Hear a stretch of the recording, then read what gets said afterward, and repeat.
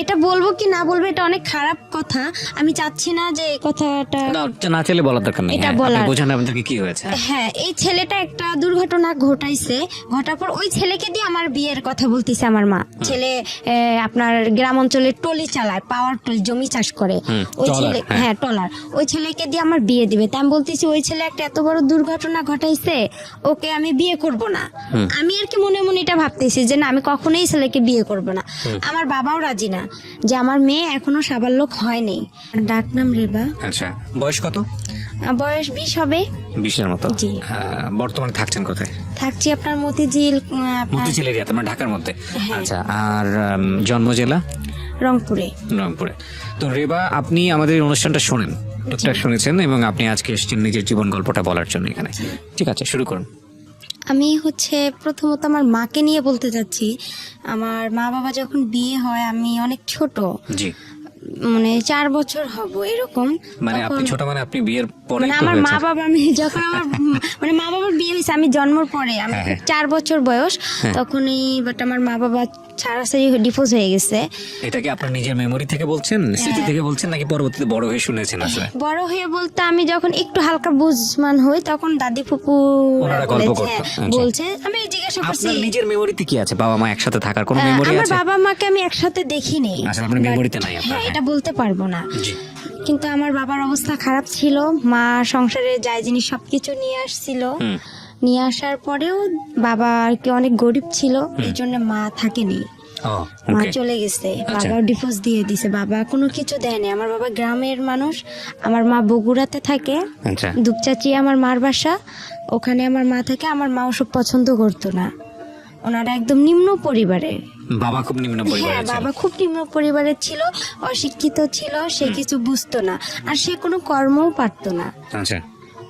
তারপর যাই হোক এভাবে মানে মা বাবা আমার যাই হোক সংসার হতো। শুধু একটা কারণে আমার মা আমাকে নিয়ে, নাকি আমি জানি দাদি বলছে যে মা আমাকে নিয়ে ঘুমাইছে, আমার বাবা অনেক রাতে আসছে।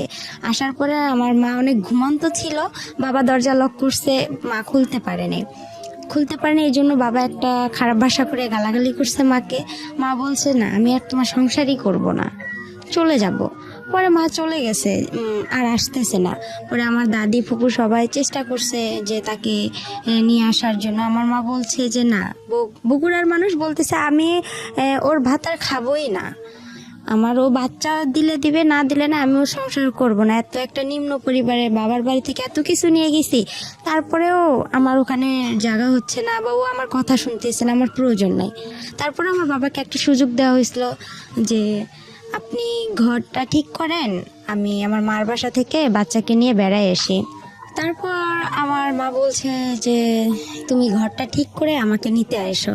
পরে আমার বাবা কি করছে, সে ঘর ঠিক না করে আমার মাকে নিতে গেছে। পরে যাওয়ার পরে যাই হোক আমার মা পরে আসছে, আয়সা দেখে যে ঘর ঠিক হয়নি, না হওয়ার কারণে পরে মা বলতেছে আমি আর থাকবো না, চলে যাব। পরে আমার মা আমাকে নিয়ে চলে গেছে।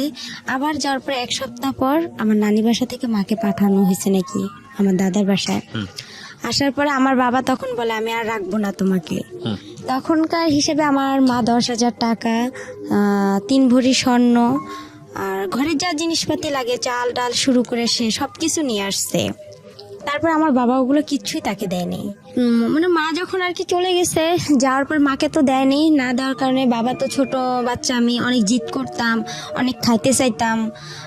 একটা মেয়ে তো মানে 4 বছর বয়স, তখন তো তার মার আদরটা সবচেয়ে বেশি প্রয়োজন হয়, বাট আমি তো সেটা পাইনি।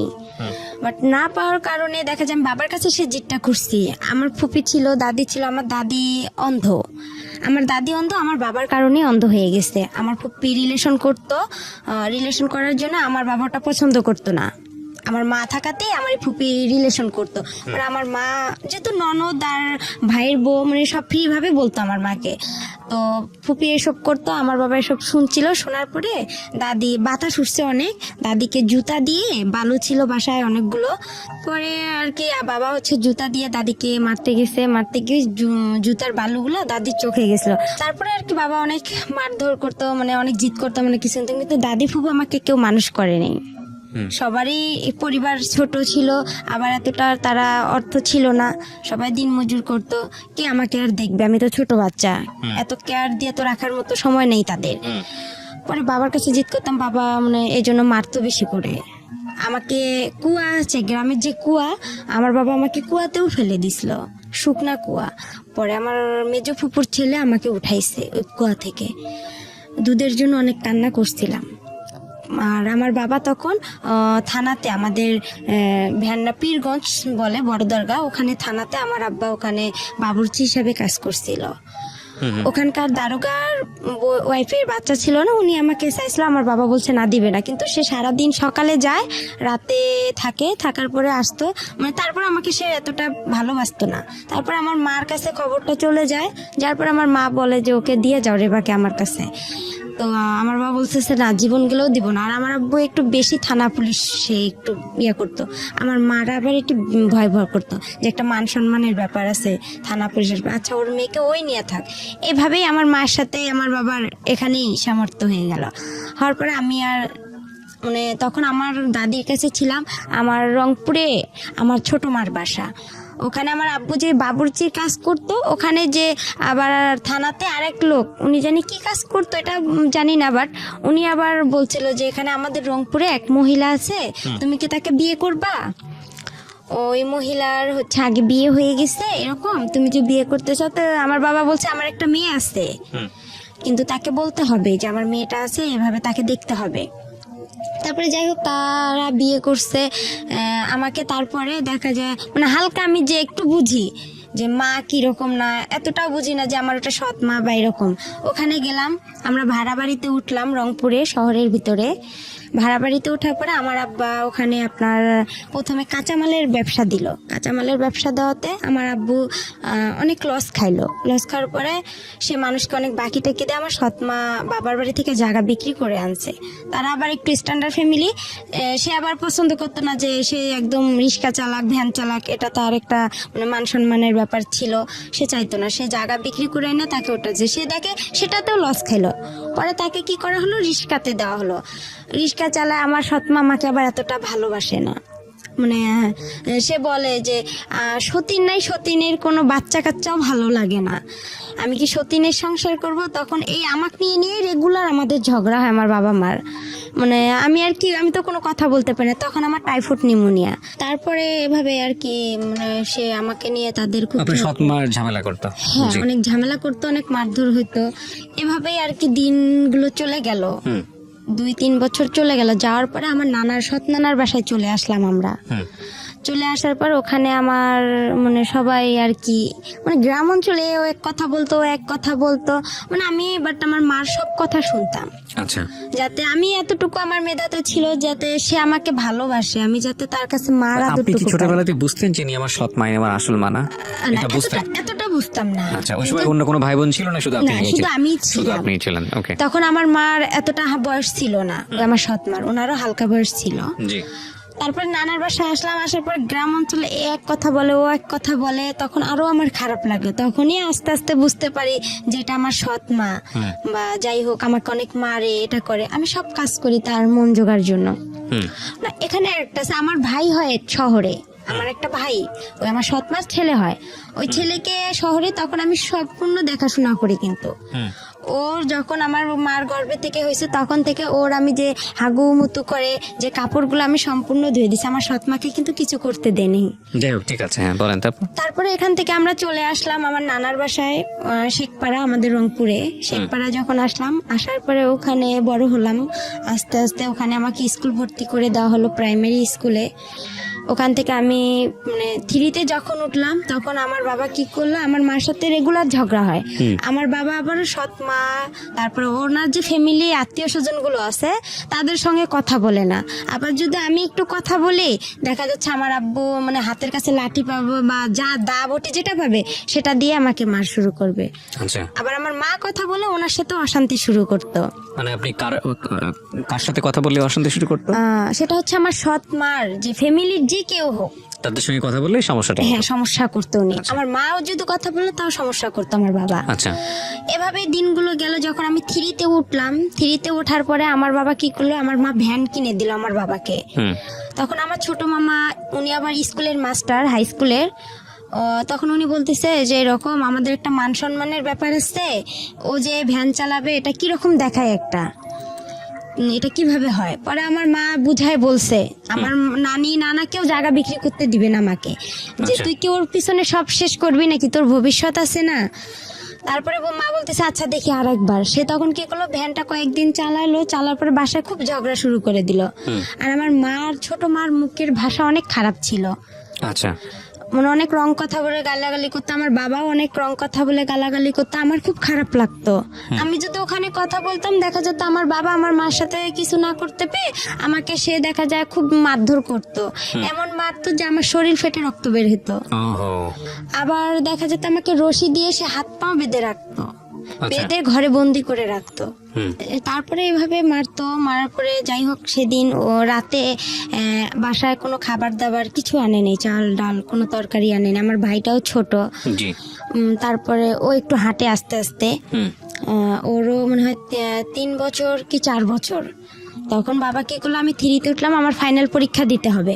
পরে আমার বাবা কি করলো, ভ্যানটা নিয়ে আমার দাদার বাসায় চলে আসলো, ভ্যান্ডাবাড়িতে। জি। ভ্যান্ডাবাড়িতে চলে এসে আমার বাবা 2-3 দিন ওখানে থাকার পরে ভ্যান বিক্রি করে দিছে।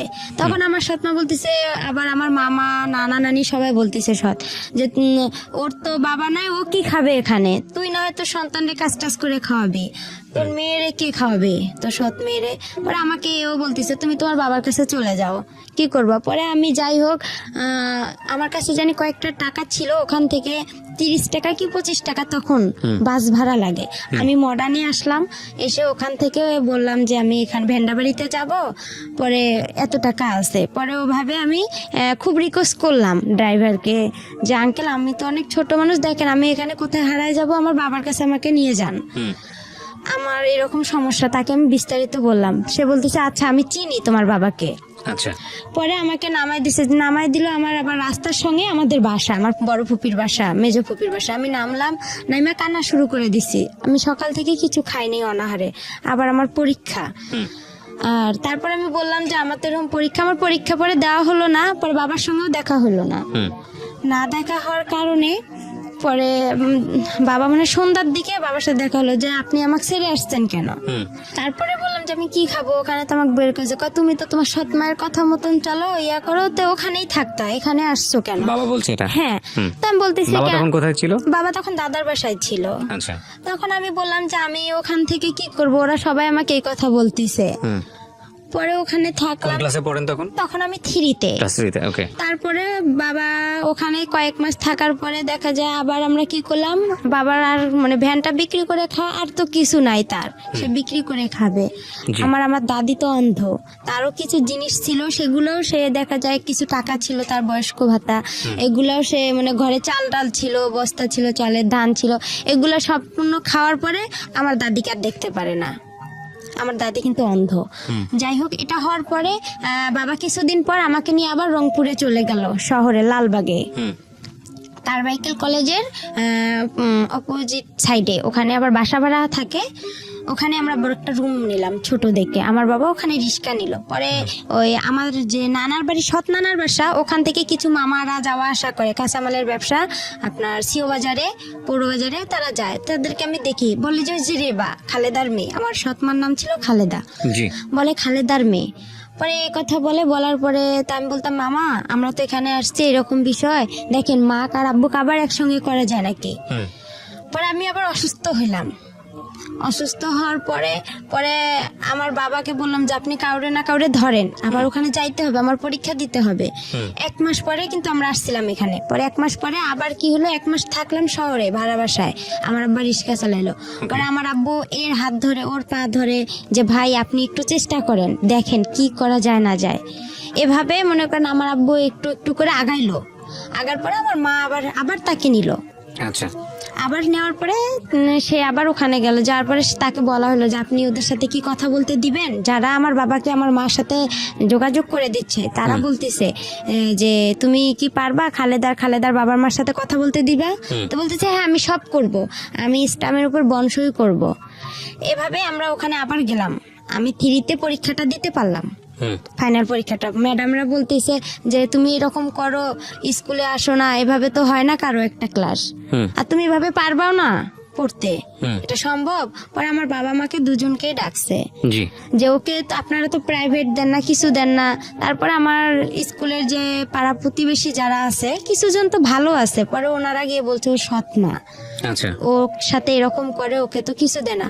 আমাকে আমার বাবা মা প্রাইভেট দিত না, আমি যে মাসে 300 টাকা করে পাইতাম আপনার, ওইটাও মনে করেন 3 মাস পর পর 300 টাকা করে সরকারে দিত প্রাইমারি স্কুলে। আচ্ছা আচ্ছা ওখান থেকে টাকাটা কি করতো আমার বাবা মা খরচ করতো।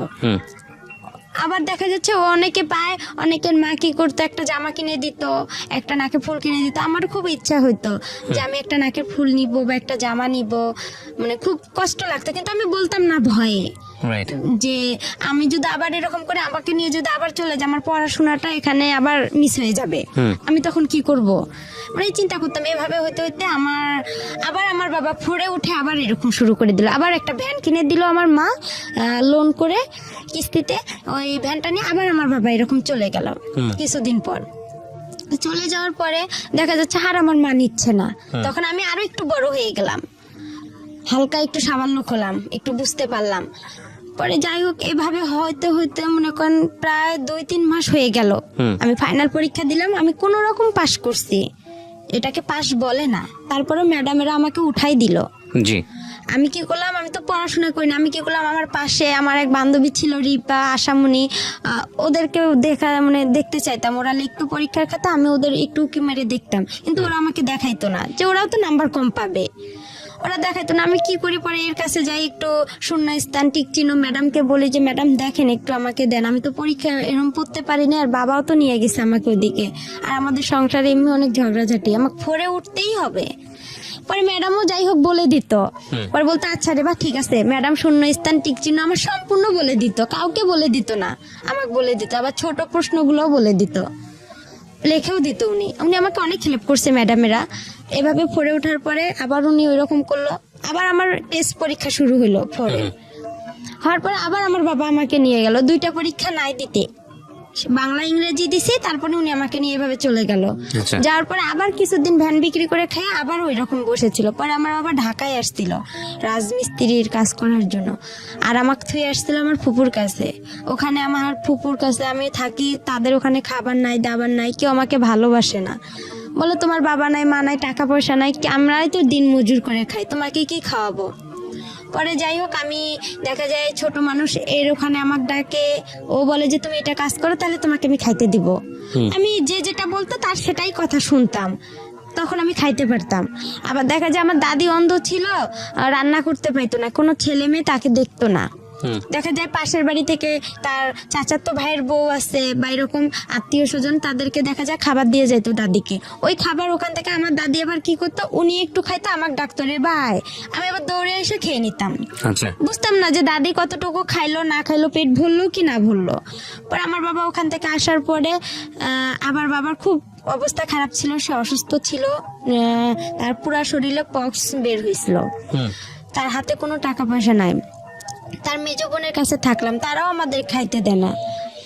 আর একদিন হঠাৎ বৃষ্টি আসছে, খুব জোরে বৃষ্টি, আর খুব ঠান্ডা লাগতেছে, টিন দিয়ে পানি পড়তেছে। আমার বাবা আর আমি শুই, কিন্তু আমার ফুপি আমাদেরকে খেতা বালিশ কোনো কিছুই দেয়নি, বলতেছে তোমরা যেরকম অভিনয় করো সেরকম এখন থাকো, এভাবেই, তোমার বেশি তেল বান্ধা গেছে, আমার বাবাকে বলতেছে। আমি বলছি ফুপু আমাকে অনেক ঠান্ডা লাগতেছে, দেন একটা খেতা দেন। তো বলতেছে না, সে দেয়নি। ওভাবেই ছিলাম। থাকার পরে আমার বাবা 2 দিন পর আবার রংপুরে চলে গেল। রংপুরে যাওয়ার পরে আবার ওভাবেই সে এর হাত ধরে, ওর পা ধরে ধরে আমার সৎমার কাছে গেল। আমার সৎমা তাকে আবার গ্রহণ করে নিল। নেওয়ার পরে আমি 5-এ সমাপনী পরীক্ষা দিলাম 2010-এ। দেওয়ার পরে কেউ পরীক্ষা দিতে দিবে না আমাকে, তাই ও পারবে না। আমার মা প্রতিবেশী মামিরা ছিল যারা আমার স্কুলের ফ্রেন্ডগুলো, ওরাও বলতো যে না ও পরীক্ষা দিতে পারবে না। ম্যাডামও বলতো যে না রেবা তোমার আর সম্ভব না, কেন এটা সমাপনী পরীক্ষা, এখানে ফাজলামি করার জায়গা না, আর তুমি পারবা না, তোমার কোচিং নাই, প্রাইভেট নাই, কিছু নাই, তুমি কিচ্ছুই পারবা না। পরে আমি সবার কথা অমান্য করে আমি বলছি না আমি পরীক্ষা দিবই, আমি পাইলে পাবো, না পাইলে নাই, এটা আমার কোনো দেখার বিষয় নাই। তারপরে আমার সৎমাও দিবে না। এখন আমার পরীক্ষাটা হচ্ছে আমার বাসা থেকে অনেক দূরে, এখন আমাকে সকালবেলা কে রেখে আসবে, রাখার লোকও নাই। পরে আমি এতটা পড়তেও পারি না, গাইড নাই। কিভাবে পড়বো। যাই হোক, একটু করে মানে যতটুকুই পড়ছি, আল্লাহ আমার পাশে ছিল বিধায় আমি মনে হয় পরীক্ষাটা দিতে পারছি, পাশও করছিলাম। কোন ক্লাসে? 5-এ। ক্লাস 5 হ্যাঁ 5-এ 2010-এ। হুম পরে আমার একটা মামাতো ভাই আমাকে রেগুলার রেখে আসতো সকালবেলা, আর আসার সময় আমি হেঁটে আসতাম, বান্ধবীদের সাথে হেঁটে আসতাম। ওখানে একটা ছেলের সঙ্গে আসতাম। হুম ওই ছেলেটাকে আমার প্রথম 5-এ ওকে পছন্দ হয়েছিল। ওর নাম হেলাল ছিল, ওর বাসা আমাদের ওখানে পানবাড়িতে। ওকে খুব আমি পছন্দ করছিলাম, কিন্তু ও বুঝতো না যে আমি ওকে কতটা পছন্দ করি, আর আমিও বুঝতাম না যে প্রেম কি জিনিস, কিন্তু ভালো লাগতো ওকে। কোন ছেলেটাকে এটা? এটা হেলাল, ওর নাম হচ্ছে হেলাল। আমাদের স্কুলে না, ওই অন্য স্কুল থেকে আর কি ও পরীক্ষা দিতে গেছিলাম আমরা। আচ্ছা, ও একই ক্লাসে ছিল? হ্যাঁ, একই ক্লাসে সমাপনী পরীক্ষা দিতে গেছিলাম। ওকে। তখন তো অন্য স্কুল থেকে দেখা যায় যে একটা বোর্ডে আমরা সবাই পরীক্ষা দিছি। পরে ও আমাদের ক্লাসেই বসতো, আমার পাশে 2জন ছেলে ছিল, আমি মাঝখানে ছিলাম। পরে ওদের দেখছি, আমি নিজেও কিছু বাসায় পড়ছিলাম, ওগুলা দেখে আমি পরীক্ষা দিছিলাম। পরে ওই ছেলেটাকে খুব পছন্দ হয়েছিল, মানে ওর সাইকেলে আমি একদিন আসছিলাম, আর বাকি দিনগুলো আমি হেঁটে হেঁটেই আসছি।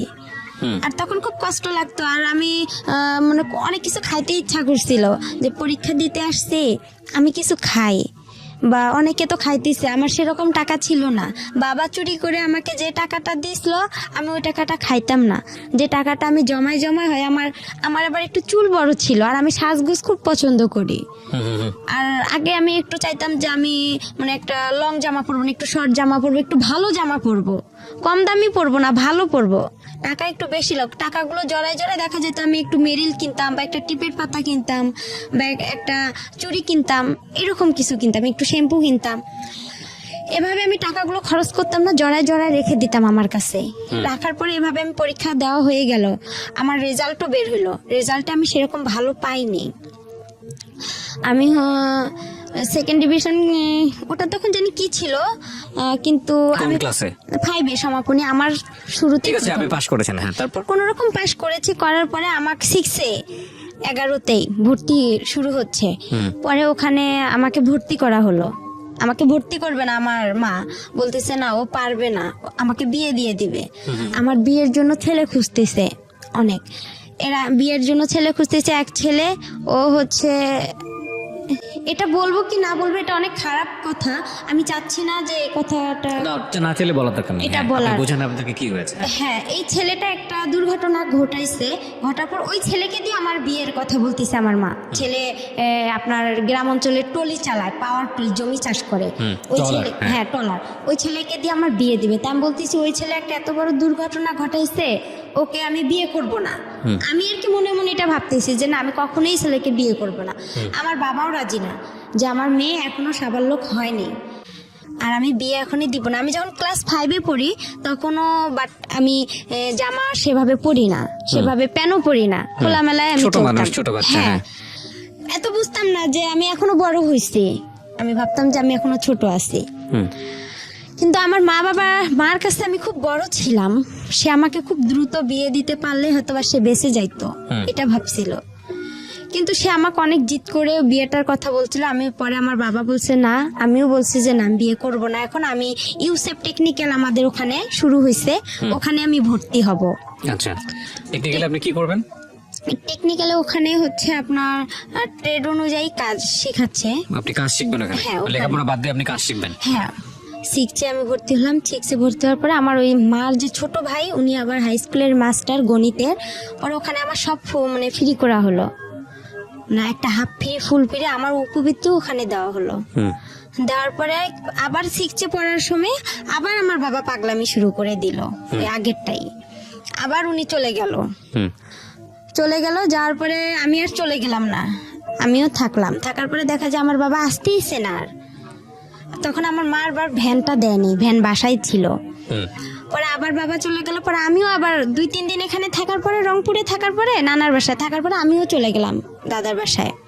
যাওয়ার পরে আবার বাবাকে নিয়ে আসলাম, নিয়ে আসার পরে আবার আমরা ভাড়া বাড়িতে উঠলাম। ওখানে আমার মিস গেল, যাওয়ার পরে আবার আমরা ভাড়া বাড়িতে উঠলাম। ওঠার পরে আবার ওখানে আমার বাবা আবার রিক্সা নিল। ওভাবে আমাদের মনে করেন 2-3 মাস চলে গেল। যাওয়ার পরে আমার বাবা কি করলো, আমার এক মামাকে আবার ধরলো যে আমি বাসায় যাব। আবার আপনি কি করবেন? পরে আমিও ভাবতেছি যে একটা মান সম্মানের ব্যাপার, আমি তো এখন আস্তে আস্তে বড় হইতেছি, কি করব, মানে খুব খারাপ লাগতেছিল। আর একদিন খাইতে পারতাম, একদিন খাইতে পারতাম না, আর আমি রান্না করতে পারতাম না। মানে ভাড়া বাড়িতে ছিলাম, সবাই তো সবার কেয়ার করে না।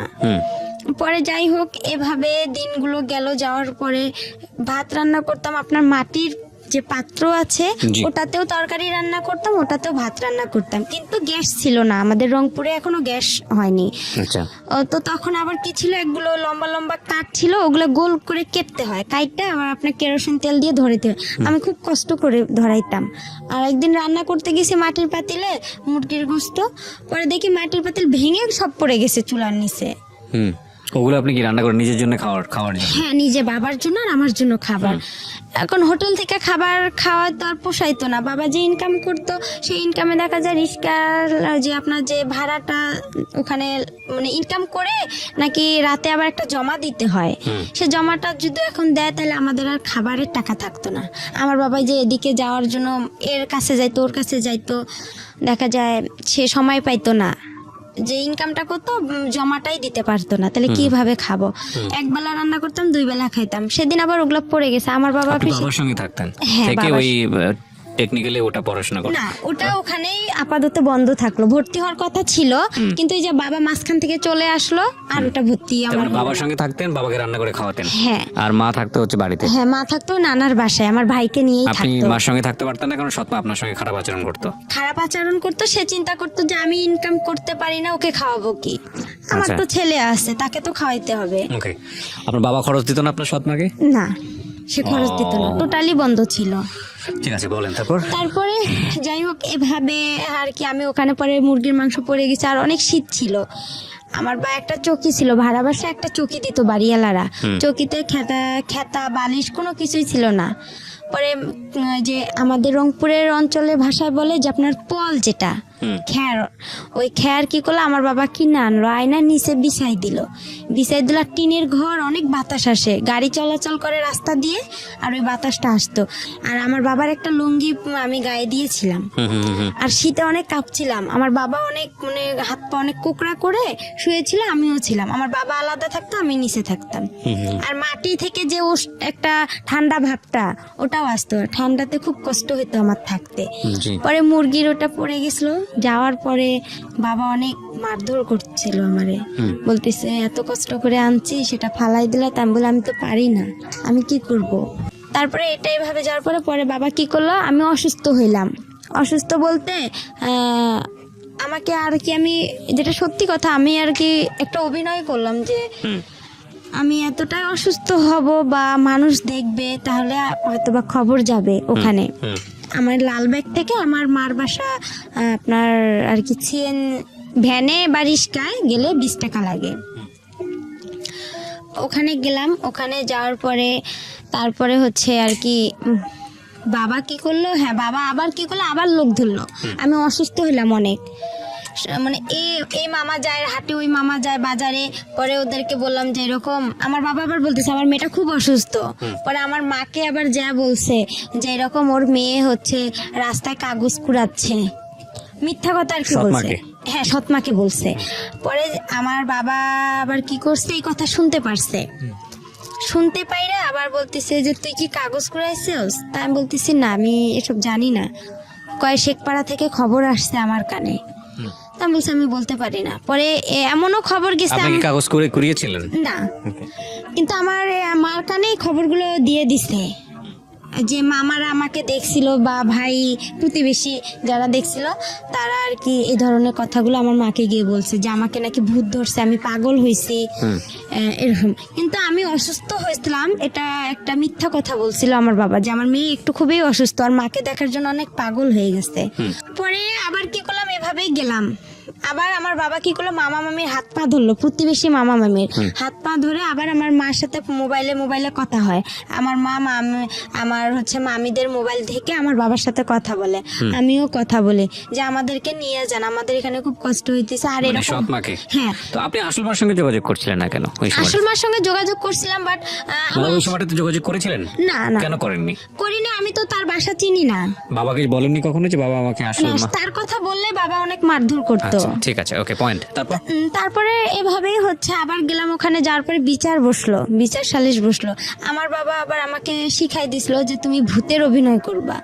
পরে আমি আবার কি করলাম, যে আমার মাথা ভারী হয়ে গেছে, আমার খুব খারাপ লাগতেছে, হাত পা ওদের জ্বালাজ্বালা অভিনয় করতেছে। করেছে মানে কিসের জন্য? মানে আমাকে বলতেছে যে তুমি এরকম করলে তোমার মা তোমাকে ওখানে রাখবে, আমাকেও রাখবে। আচ্ছা, পরে আর কি যাই হোক, আমি বলতেছি আমার হাত পা, আমাকে যেভাবে আর কি আমার বাবা বলছিল যে তুমি এভাবে বলবা যে আমার মাথা ঘুরাইতেছে, আমার খারাপ লাগতেছে, তখন আমি এভাবেই বলছি। বলার পরে আমার কি করলো, আমার মামা বলতেছে তাহলে ডক্টর ডাকি, তাহলে ওই যে আমার আবার সৎ না, উনি আবার কবিরাজ ছিল, বলতেছে ওনাকে ডাকি। পরে উনি যাই হোক ডাইকা গা ঝাইরা দিছে।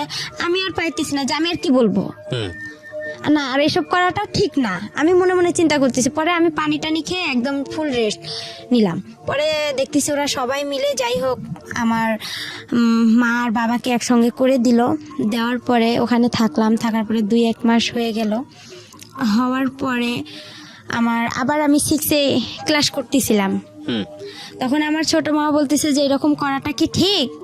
পরে আমার তো কোচিং নাই, 6-এ সবাই ভর্তি হয়ে আপনার গণিত, ইংলিশ সেকেন্ড পার্ট, এগুলোর বিজ্ঞান, এগুলোর কোচিং করে। তখন আমার ওরা সবাই বলতেছে কি রে বা তুই মিঠু স্যারের কাছে ইংরেজি পড়বি? তাহলে আমি বাসায় এসে বললাম যেরকম প্রাইভেট দিতে হবে তো, আমার কোচিং করতে হবে, না হলে স্যারেরা অনেক বকাবকি করে। পরে আমার ছোট মামা, আলমগীর মামা, আমাদের ক্লাস নিল, প্রথম ক্লাস গণিত।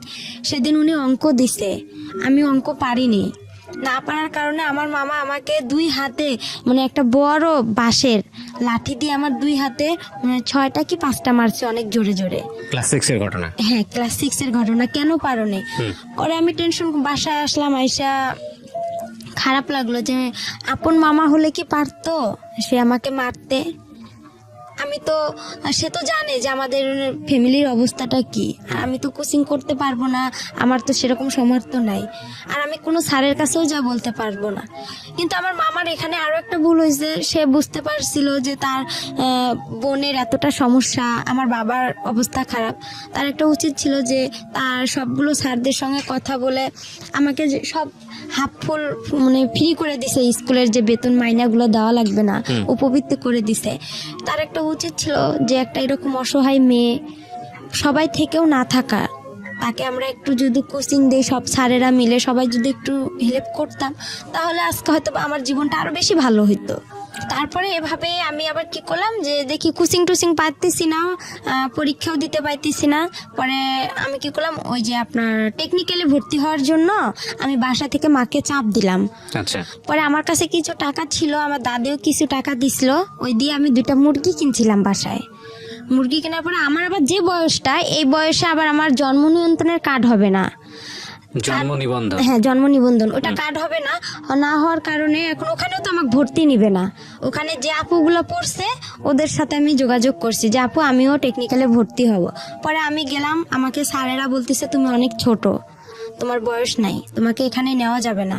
আর এখানে আমরা সাধারণত নেই 13 থেকে 14 বছরের মেয়েদেরকে, তোমার তো সে বয়সটা এখনো হয়নি, কিন্তু কথাই বলতে পারবে না। পরে আমি বললাম স্যার আপনারা তারপরে দেখেন না, এখানে তো গরিব অসহায় মেয়েদেরকে বেশিরভাগ নেওয়া হয়, যাদের পরিবার খারাপ। তারপর আমি বললাম যে আপনি আমার বাসায় যাইন, যাওয়ার পরে দেখেন।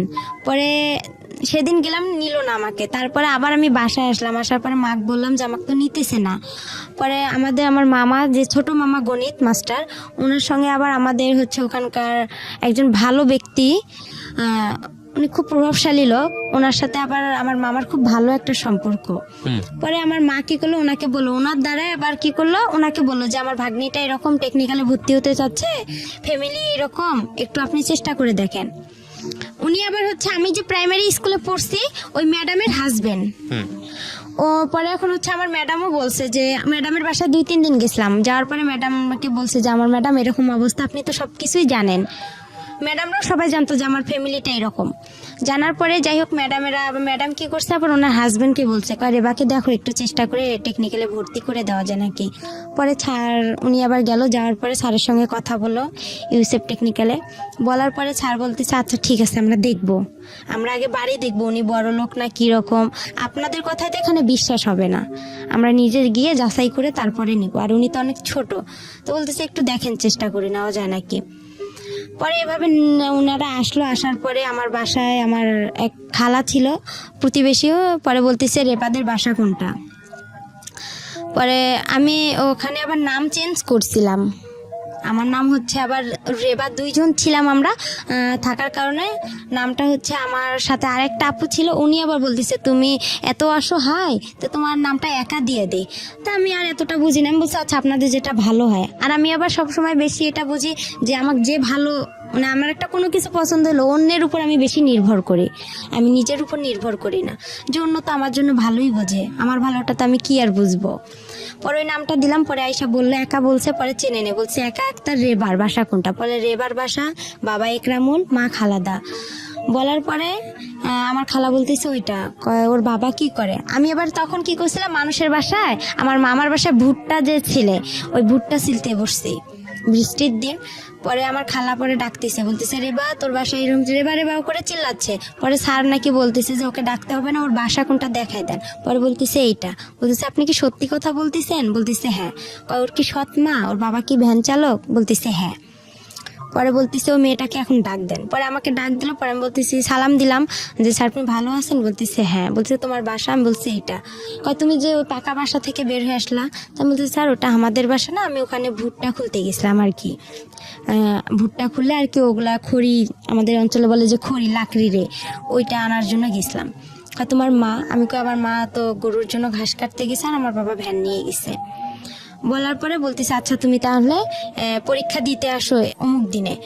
পরে আমি পরীক্ষা দিতে গেলাম, ছাত্র এক বলতেছে তোমার বয়সটা বাড়াইতে হবে। পরে আমি কি করলাম, মা আসলো ঘাস কাইটা, আসার পরে মুরগির মাকে বললাম যে এরকম স্যার আসছিল বাসা দেখার জন্য, দেখছে আমারে ডাকছে, মানে জন্ম নিবন্ধন, তারপরে চেয়ারম্যান সার্টিফিকেট, স্কুলের 8 পাসের সার্টিফিকেট লাগবে। তখন তো আমি 6-এই পড়ি। পরে এখন মামাকে বললাম, মামাকে আবার মুরগি বিক্রি করলাম, মুরগি বিক্রি করে আমাদের চেয়ারম্যানের যে সার্টিফিকেট জন্ম নিবন্ধনটা ওইটা, চেয়ারম্যানের সার্টিফিকেট, ওখানে 100 টাকা দিয়ে ওই 2টা উঠাইলাম, বয়স বেশি দিলাম, নামও চেঞ্জ করলাম। করার পরে এখন 8-এর সার্টিফিকেট, এখন ওই আমার আলমগীর মামাকে, ছোট মামাকে বললাম, তো বলতেছে টাকা লাগবে। তো এখন আমি বলতেছি মামা অল্প কিছু করে টাকা নেন, আমার কাছে তত টাকা নেই, আবার ছবি উঠাইতে হবে, আমার ছবি জমা দিতে হবে। পরে আর কি জন্ম নিয়ন্ত্রণের কার্ডটা নিলাম, তারপরে আপনার চেয়ারম্যানের সার্টিফিকেট নিলাম, 8 পাসের সার্টিফিকেটটা 100 টাকা দিয়ে নিলাম, নিয়ে ওগুলো সব জমা দিলাম। জমা দেওয়ার পরে স্যারেরা আমাকে নিবে না, আরেকটা স্যার আমাকে নিবে না, হেড স্যার ওখানকার, বলতেছে না এই মেয়ে চলবে না। পরে স্যার বলতেছে স্যার আপনি নেন। আমার জন্য ওই স্যার অনেক রিকোয়েস্ট করছে স্যারকে, তারপরে উনি আমাকে নিল, নিয়ে আমি ট্রেডে ভর্তি হলাম, টেইলারিংয়ে আর কম্পিউটারে। ওখানে আবার 1 বছরের কোর্স, 6 মাস নিয়ে হচ্ছে আপনার মহিলাদের কাজ শেখায়, 6 মাস পুরুষদের কাজ শেখায়। ওখান থেকে আপনার আবার টাকাও দেয় ওরা, প্রতি মাসে 300 করে, খাতা কলম সবকিছু ফ্রি। ওকে, ওখান থেকে সবকিছু। পরে ওখানে আমি কাজ শিখলাম 1 বছর, 1 বছরে আমার 100 টাকা করে জমা থাকলো, 1200 টাকা। ওরা 400 করে দেয়, 100 করে ওখানে কাইটা রাখে। যখন আমরা ওখান থেকে বের হয়ে আসি তখন উনি 1200 টাকা স্যারেরা দিয়ে দেয়, আর ওনারা ওখান থেকে চাকরি দিয়ে দেয়। পরে আমি এভাবে পড়তেই থাকলাম, 6 মাস হয়ে গেল। হওয়ার পরে আমি যেই হোক আমাকে বাসা থেকে আমি যে টাকাটা খরচ করি, এই টাকাটা আমার বাবা মা হিসাব চায়, বলতেছে টাকাটা তুমি দাও। পরে আমি ওই টাকাটা দিয়ে কি করে, আমি একটু ক্রিম কিনি বা আমার যেটা খাইতে মন চায় আমি ওইটা খেয়ে ফেলি, টাকাটা আমি বাসায় দিই না। আর টাকাটা দিয়ে বাসায় দিই না, তখন ওখান থেকে আবার কি করি, মার জন্য আপনার ব্লাউজ কিনি, পেটিকোট কিনি। কিসের কাজ করতেন আপনি ওই সময়টা? ওখানে টেলারিং এর কাজ করতাম। টেলারিং কাজ করতেন, লেখাপড়া বন্ধ হয়ে গেল? হ্যাঁ, লেখাপড়া আমার টোটালি বন্ধ হয়ে ক্লাস 6 গেল। এ থাকা অবস্থায়? হ্যাঁ, ওকে, বন্ধ হয়ে গেল। হওয়ার পরে আমি ওখানে কাজ শিখতেছি, শেখার পরে ওখান থেকে কি করি, যে জামা কাপড় বানানো হয়, ওখান থেকে আবার বিক্রি হয়। তা আমি আবার কি করি, সবাই সবার মার জন্য নেয়, আমি আমার মার জন্য ব্লাউজ পেটিকোট এগুলো ওখান থেকে বানাই নিতাম টাকা দিয়ে। আমার যে টাকাটা পাইতাম আমি প্রতি মাসে, 1 মাস পার পর 300 টাকা, ওইটা দিয়ে আমি কি করলাম, আমার মার জন্য ব্লাউজ নিতাম, এটা নিতাম, আমার ভাইয়ের জন্য নিতাম, বা মাঝে মধ্যে বাসায় খাবার টাবারও নিয়ে আসতাম। এভাবে আমার কয়েকটা দিন চলে গেল প্রথম নতুন ভর্তি অবস্থায়। যাওয়ার পরে তারপরে আবার কি করলো, আমি হচ্ছে ওখানে আমার যে ওই আমার মার সৎ মার বড় ভাইয়ের ছেলে, নাম ওর হচ্ছে আলামিন। তখন এখন আমি আবার কি করলাম, আমার ছোট অবস্থায় আমি আবার রিলেশন, মানে এতটা বুঝতাম না, কিন্তু ভালো লাগতো। আলামিনের আগে হচ্ছে ওখানে আরেক মামাতো ভাইয়ের সাথে, তার সঙ্গে আর কি আমার সম্পর্ক হয়ে যায়। ও হচ্ছে টেকনিক্যালে পড়ে, ও আগে বের হইছে, পরে বের হওয়ার পর ওই আমাকে ওখানে ভর্তি করাইছে, মানে খোঁজ দেওয়া হয়েছে যে এখানে ইউসেফ টেকনিক্যাল হয়েছে। পরে ওই ছেলে আর কি, ওর সাথে আমার কয়েকদিন কথা হয়, হওয়ার পরে এটা নিয়ে আমার বাসায় খুব অশান্তি শুরু হয়। আমার মা আমাকে অনেক মারধর করে। আর আমি যে টেকনিক্যালে আপনার সকাল আমার 8টা বাজে মানে ক্লাস শুরু হইতো, আমি সকালবেলা উঠতাম, উঠে আপনার আরবি পড়তে যাইতাম, মুক্তব বলে, মুক্তবে যাইতাম, ওখান থেকে এসে আবার বাসায় প্লেট ঘরটা ঝাড়ু দিতাম, আবার গোবর যে উঠায়, আমাদের গরু ছিল, গোয়াল ঘর, এগুলো পরিষ্কার করতে হ্যাঁ হবে। এগুলো সম্পূর্ণ কাজ করতাম, করে ভাত পাইলে পাইতাম, না পাইলে এভাবে আমি অনাহারে চলে যাইতাম। আর আসতাম 1টা বাজে, 1টা বাজে আসায় আমি আবার কি করতাম, উঠান ঝাড়ু দিতাম, সব কাজকর্ম করে তারপরে একটু ভাত খাইতাম, খাইয়া যদি একটু বিশ্রাম নিতাম, মা চিল্লাচিল্লি করতো, অনেক গালাগালি করতো, খারাপ ভাষা করে। ওকে। পরে বলতো যে, আর ওই ছেলের সাথে আমাকে যখনই একটু দেখতো তখনই আমার মা মনে করতো যে আমি কি না কি করে ফেলছি, আইসে আমাকে মনে করেন হাতে যদি পাশুন থাকতো পাশুন দিয়ে মারতো, লাঠি পাইতো লাঠি দিয়ে মারতো, খুবই অশান্তি শুরু করতো আমার ওই মা। ওকে। আর আমি ভালো ঠিকভাবেও আমার মা আর বাবার কাছে আমি এমন কিছু পাইনি যে তারা আমাকে আদর দিছে, ভালোবাসা দিছে, মানে এতটুকু পাইনি। আমি যে মার যে মা, আমি ওনার কাছ থেকে সবসময় একটা জিনিস চাইতাম, যে উনি যখন ওনার সন্তানকে ভাত উঠায় খাওয়াইতো ভাইয়া, তখন আমার খুব ইচ্ছা করতো যে আমাকেও মা ভাত উঠায় খাওয়াবে। আমি তখন বলতাম যে আমারও একটু খাওয়ান, সে ঘৃণা করতো, আমার মুখ থেকে ভাতটা পড়বে বা তার ছেলেরে খাওয়াবে, সে চাইতো না। আর যখন ওই ছেলেটার সঙ্গে আমাকে দেখতো তখনই খুব মারধর করতো, আমার ওই ছেলেটার মাও আমাকে অনেক বকাবকি করতো। আর আমি পারতাম না, যে আমি আবার চিন্তা করতাম যে ছেলেটাকে বিয়ে করলে হয়তো বা, আমি এতটুকু বুঝতাম না যে ছেলেটার সাথে আমি কথা বলে হয়তো বা মান সম্মান শেষ হবে বা এগুলো কিছুই বুঝতাম না। কিন্তু জাস্ট ভালো তারা- লাগতো এটাই। হ্যাঁ জাস্ট ভালো লাগতো, কিন্তু এরা কেউ বুঝতো না। Okay. এরাই এটা নিয়ে সবসময় বাড়াবাড়ি করতো। আর আমার মা বাবা কোথাও যাইতো, আমার ঘরে তালা মাইরা যাইতো। আর আমি সব কাজ করছি সৎ মায়ের, আমার এমন কোনো ভুল ছিল না। সে আমাকে শাসন করছে ঠিক আছে, কিন্তু এরকম করে শাসনটা আসলে তার ঠিক হয়নি। সে আমাকে পারতো, বুঝাই বলতে পারতো, কিন্তু সে মারলে যে আমাকে মারধর করবে আর আমি বুঝবো, এটা কিন্তু ঠিক না। বন্ধ হওয়ার পরে আমি আমার ওখানে টেকনিক্যালে আমার 3 মাস হওয়ার পরে আমি কাজটা আমার রানিং হয়ে যায় ওখানে। ওকে। কাজ রানিং হওয়ার পরে আমার মামি হচ্ছে বলতো যে, এরকম এক মামি বলতো যে তুই তো অনেক বড় হয়ে গেছিস। তখন একটা ফোন কিনলাম আমি চুরি করে, ওই আলামিনের বোন ছিল ফেন্সি, ও আবার হচ্ছে অনার্সে পড়তো কারমাইকেলে। পড়ার পরে ওই আপুর সাথে আবার আমার বেশি একটু ভালো সম্পর্ক ছিল। ও কিছু করলে আমাকে এসে বলতো, কোথাও গেলে আমাকে নিয়ে যেত, মানে আমাকে খুবই ভালোবাসতো, আদর করতো ওই মামিরা, আলামিনের বাবা মা, ওর বোন, ওখানেই বেশিরভাগ খাওয়া দাওয়া হইতো। তারপরে এভাবে আমাকে ওই মামি আবার বলতেছে, ফোন কিনলাম, কেনার পরে ওই ফেন্সি আপুর সিমটা আমার কাছে ছিল, ওই সিমে আবার ছিল ওর আলামিনের নাম্বার। আচ্ছা। তখন আবার কি করলাম, ওর সঙ্গে আমি কথা বললাম, কথা বলার পরে 2-1 দিন কথা বলার পরে আমার ওই মামি আবার বলতেছে যে তুই আলামিনের সাথে রিলেশন করতে পারিস, সম্পর্ক করতে পারিস, আলামিন দেখতে শুনতেও ভালো, ছেলেটা চাকরি করে কাজী ফার্মে, ও কিন্তু ইউসেফ টেকনিক্যাল থেকে ওয়েল্ডিং এ কাজ শিখে ও কাজী ফার্মে গেছে তেঁতুলিয়ায়। তা আমার মামি এখন আমাকে বুদ্ধি দিতেছে যে তুই ওই ছেলেটার সাথে দেখ সম্পর্ক করতে পারিস নাকি, আলামিন ভালো, ও চাকরি করে, তুইও তো চাকরি করবি, তুইও তো ইউসেফে কাজ শিখতেছিস। এভাবে বলার পরে তারপরে যাই হোক আমি ওর সাথে সম্পর্ক শুরু করলাম। সম্পর্ক শুরু করার পরে কিছুদিন যে গেল, যাওয়ার পরে এখন আমার মা যাই না গেছে যে আমার ফোন আছে, আর আলামিনের সাথে আমার খুবই কথা হয় ফোনে, আচ্ছা। কিন্তু ও আমার সাথে সম্পর্ক করতে চায় না। তারপরেও আমার কেন যেন ওকে আবার ভালো লেগে যায়। প্রথমে ওকে আমি দেখতে পাইতাম না, ওকে মানে খুব খারাপ লাগতো। আমি বলতাম যে তোর গা, ও যদি ছুটিতে আসতো ওদের বাসায় আমি যাইতাম, তো বলতাম যে তোর গা গন্ধ করে, তুই আমার কাছে আসবি না। আর ও আমাকে মারতো, দেখতে পারতো না। আর দেখতে পারতো না বিধায় আমার বাবা যে আমাকে মারধর করতো, আর আমার বাবা কোনো কিছু হলেই থানা পুলিশ যাইতো। তো ওই আমাকে বলতো যে ওসি সাহেবের মেয়ে আসছে, দারোগা সাহেবের মেয়ে আসছে, আমাদের বাসা থেকে চলে যা, তুই এখান থেকে এই যাইতে বলছি, যা চলে যা, এরকম করতো। ওকেও আবার আমি দেখতে পারতাম না, কিন্তু হঠাৎ করে আমার ওর সাথে এভাবে হয়ে প্রেম একটা হয়ে যাবে আমি ভাবতে পারি না। যাই হোক ওর সাথে আমার এভাবে কথা চলতেইছে। তারপরে আমি ওখানে 1 বছর কাজটা কমপ্লিট করলাম। করার পরে ও আসলো চাকরি থেকে, আমি আবার চাকরিতে যাব, আপনার ছাড়েরা চাকরিতে দিবে, আমার বাসা থেকে কেউ আমাকে চাকরিতে যাইতে দিবে না, আমার সৎমা যাইতে দিবে না, বিয়ে দিয়ে দিবে আমার। বলতেছে বাহিরে মানুষ যাওয়া ভালো না।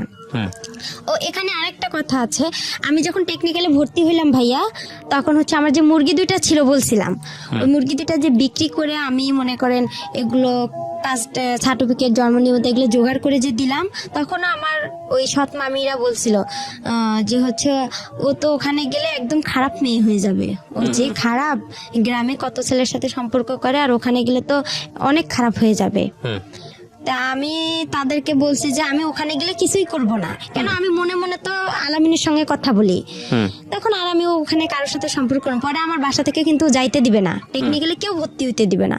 আমার মাকে এ আইসা ও আইসা সবাই কানাকানি করে, আর আমার মা আমাকে অনেক মারধর করতো। পরে আমি স্যারদের হাত পা ধরছিলাম, এমন কি আমার স্যারের হেড স্যারের পা পর্যন্ত চিপে ধরছি, ধরে বলছে স্যার আপনি আমার বাসায় গিয়ে একটু বললে হয়তো বা আমার মা রাজি হবে। পরে যাই হোক স্যার এসে কিন্তু বলার কারণে আমার মা রাজি হয়েছিল।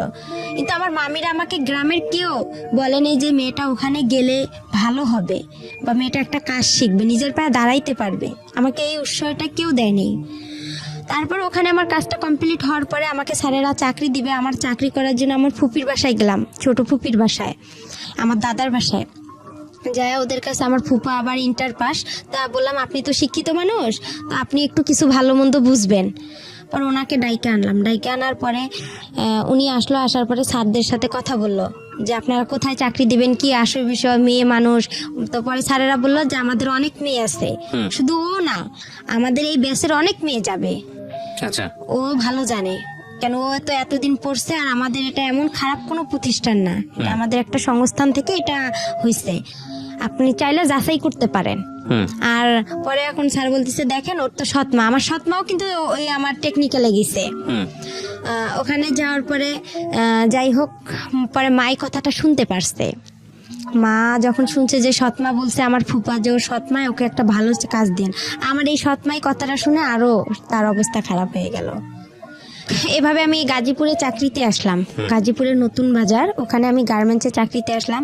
আসার পরে আলামিনের সাথে আমার কথা হয়, কথা হওয়ার পরে এভাবেই আমার প্রায় অনেক বছর গার্মেন্টসে আমি 2 থেকে 3 মাস চাকরি করি। করার পরে আমার ভালো লাগে না, সব মেয়েরা পালায় পালায় চলে যাচ্ছে আমার সাথে যে মেয়েরা গেছে। আবার কিছু মেয়ে দেখতেছি আমার সাথে যারা ওখানে আছে, তারা একটা মেয়ে দুর্ঘটনা ঘটছে, আমি ওই দুর্ঘটনা দেখে আরো বেশি ভয় পাইছি যে আমারও না কি হয়ে যায়। পরে আলামিনকে বললাম যে এরকম অবস্থা, তো কইতেছে তুই চলে আয়, গার্মেন্টসে ভালো মেয়েরা যায় নাকি। পরে আমি ওখানে ঈদে ছুটি পাইলাম, ছুটি পেয়ে আমি কি করলাম, আমার যা জিনিসপত্র ছিল আমি সবগুলো নিয়ে চলে আসলাম। আসার পরে আবার আমি ইউসুফে গেলাম, ইউসুফে যাওয়ার পরে স্যারকে বললাম যে স্যার আমার তো ওখানে ভালো লাগতেছে না, আপনি আমাকে আবার একটা চাকরি দেন, আমি বাসায় কি করবো, নাহলে আমার বাসায় বিয়ে দিয়ে দিবে।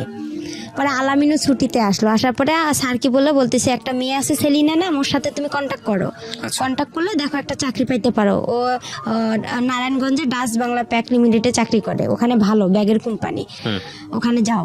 পরে ওই মেয়েটার সাথে আমি যোগাযোগ করলাম, করার পরে মেয়েটা আমাকে নিয়ে গেল, আমি বলতেছি আপু আমাকে নিয়ে যাও। পরে আমার বাবা কি করলো, ওই মেয়েটা আমি ও ফির আরেকটা ওর বোনকে নিল, নেওয়ার পরে 3 জনে আমি চলে আসলাম নারায়ণগঞ্জে আসার পরে ওখানে আমার কয়েকটা দিন ডিউটি করলাম, 1 সপ্তাহ ডে 1 সপ্তাহ নাইট। ওখানেও আমার খুব কষ্ট লাগছিল, আমি ডিউটি করতে পারতেছি না, হঠাৎ করে নাইট করব, খুব ক্লান্ত লাগতেছিল। বয়স কত আপনার যখন এই কাজগুলো করছেন?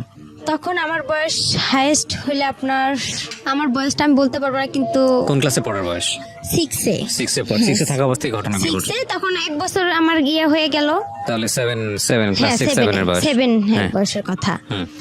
তখন এইভাবে আর কি মনে করেন ওখানেও যে ডিউটি করলাম, করার পরে এখন আমার বাবা বাসা থেকে আমার ফোন গেল, যাওয়ার পরে আমি ফোন গেল, আমার আলামিন ফোন দিল, দিয়ে বলতেছে তোর বাবা মা সারাসারি হয়ে গেছে। আচ্ছা, আমি শুনে অবাক হয়ে গেছি, আমি খুব মানে ভেঙে পড়ছি। ভেঙে পড়ার পর আমাকে ওই আপু সেলিনা আপু বলতেছে যে তোমার কি হয়েছে একা। তো আমি বলতেছি আপু এরকম বিষয়, আমি এখন কোথায় যাব। আমি তাকে সব পুরো ঘটনাগুলো বললাম, তার সেও কষ্ট পাইতেছে, বলছে আচ্ছা তুমি কোনো টেনশন করো না, আমার বাসা আছে, তুমি এখানে চাকরি করতে থাকো। পরে আমি টেনশন আর চাকরি করতে পারি না। আর আলামিনের সঙ্গে আমি দিন রাত কথা বলি, মানে রাতের 8টা বাজে যদি ওর সাথে আমি কথা ধরি, আপনার দেখা যায় যে আমি ভোর 6টা পর্যন্ত ওর সাথে কথা বলতাম। আর কিন্তু ডিউটিতে যাইতে পারতাম না, পালায় থাকতাম, আমি ডিউটি করতে পারতাম না। আবার ওই হোটেলের যে খাবার আমাদেরকে কোয়ার্টার দিছিল, মেসের আন্টিদের খাবার আমি খাইতে পারতাম না। বাইরে থেকে যে খাবার কিনে আনবো, আয়না ঘরে রাখতাম, রান্না করতে পারতাম না, সিরিয়াল দেওয়া লাগতো। যাই হোক, এভাবে করে আমার ওখানে 1 বছর চলে গেল। কিন্তু ওখানে আমি কারোর সঙ্গে রিলেশন করলাম না। আমাকে অনেক ছেলে প্রপোজ করলো যে তুমি বিয়ে করো, স্যারেরাও খুব হেল্প করছিল যে আমরাই তোমাকে বিয়ে দিব। পরে আমি বলছি যে না, আমার বিয়ে হয়ে গেছে। আমি মিথ্যা কথা বলছি যে আমার বিয়ে হয়ে গেছে এরকম। ওই ছেলে এখানে ও টেকনিক্যাল থেকে পাশ করে ওয়েল্ডিং থেকে আপনার কাজী ফার্মেও চাকরি করে, আমি সম্ভব না। পরে আমি এভাবে ডিউটি করতে পারি না। পরে আলামিনের সঙ্গে কিন্তু আমার মানে চুপে চাপে দেখা হয়। ও আসে রংপুরে, আমিও রংপুরে যাই আমার বান্ধবীর বাসায়, ওখান থেকে ওর সঙ্গে দেখা হয়। এভাবে দেখা হওয়ার পরে ওর সঙ্গে আমার প্রায় 2-3 বছর চলে গেল। 2-3 বছর চলে যাওয়ার পরে ওকে আমি বললাম যে আমাকে বিয়ে করো। তো বলতেছে যে বয়স, এই বয়সে আমাদের বিয়ে হবে না। তখন আমি বললাম যে এই বয়সে বিয়ে হবে না, তাহলে তোমার কি প্রেমের বয়স হয়েছে?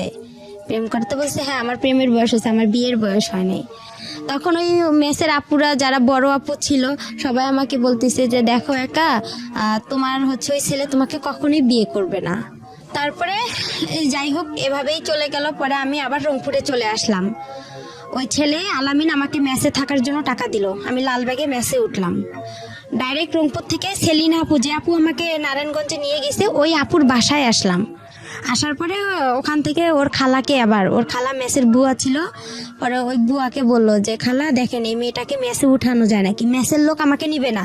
মালিক বলতেছে মেয়ে তো পড়াশোনা করে না, আর আমাদের এখানে যারা পড়াশোনা করে তার ভার্সিটির মেয়েরা এখানে হোস্টেলে থাকে, এ কিভাবে থাকবে, আর এর টাকা কে দিবে? পরে খালা আবার বলতেছে দেখেন ওই মেয়ের বিয়ে হয়ে গেছে, শ্বশুর বাসা থেকে মেনে নিচ্ছে না, আপনি দেখেন একটু। পরে যাই হোক, উনি আমাকে উঠাইলো। উঠার পরে 2-3 মাস আমাকে আলামিন মেসের সিট ভাড়া দিল, আমার খাওয়া খরচ দিল। পাশে আবার ওখানে থাকতে থাকতেই পাশের রুম লাবণী আপু আছে, লাবণী আপুর সাথে আমার খুব পরিচিত, উনি আবার রোকেয়া ভার্সিটিতে পড়ে। পরে আপুকে সব কথা বললাম।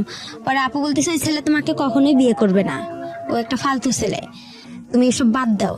পরে আমার কাছে একটা টাচ ফোন ছিল, ওই ফোনে ওর সাথে কথা হয়। পরে কিছুদিন ওর সাথে আমি কথা বন্ধ রাখি। ও আমাকে লাস্ট টাকা দিয়ে গেছে মেসের ভাড়া, দিয়েও আমার আর ফোন ধরে না। ওকে বলছিলাম যে তুমি আসো রাজবাড়িতে, আমি দেখা করব, আমার ভালো লাগতেছে না, আর একা একা থাকি, আরও খারাপ লাগে।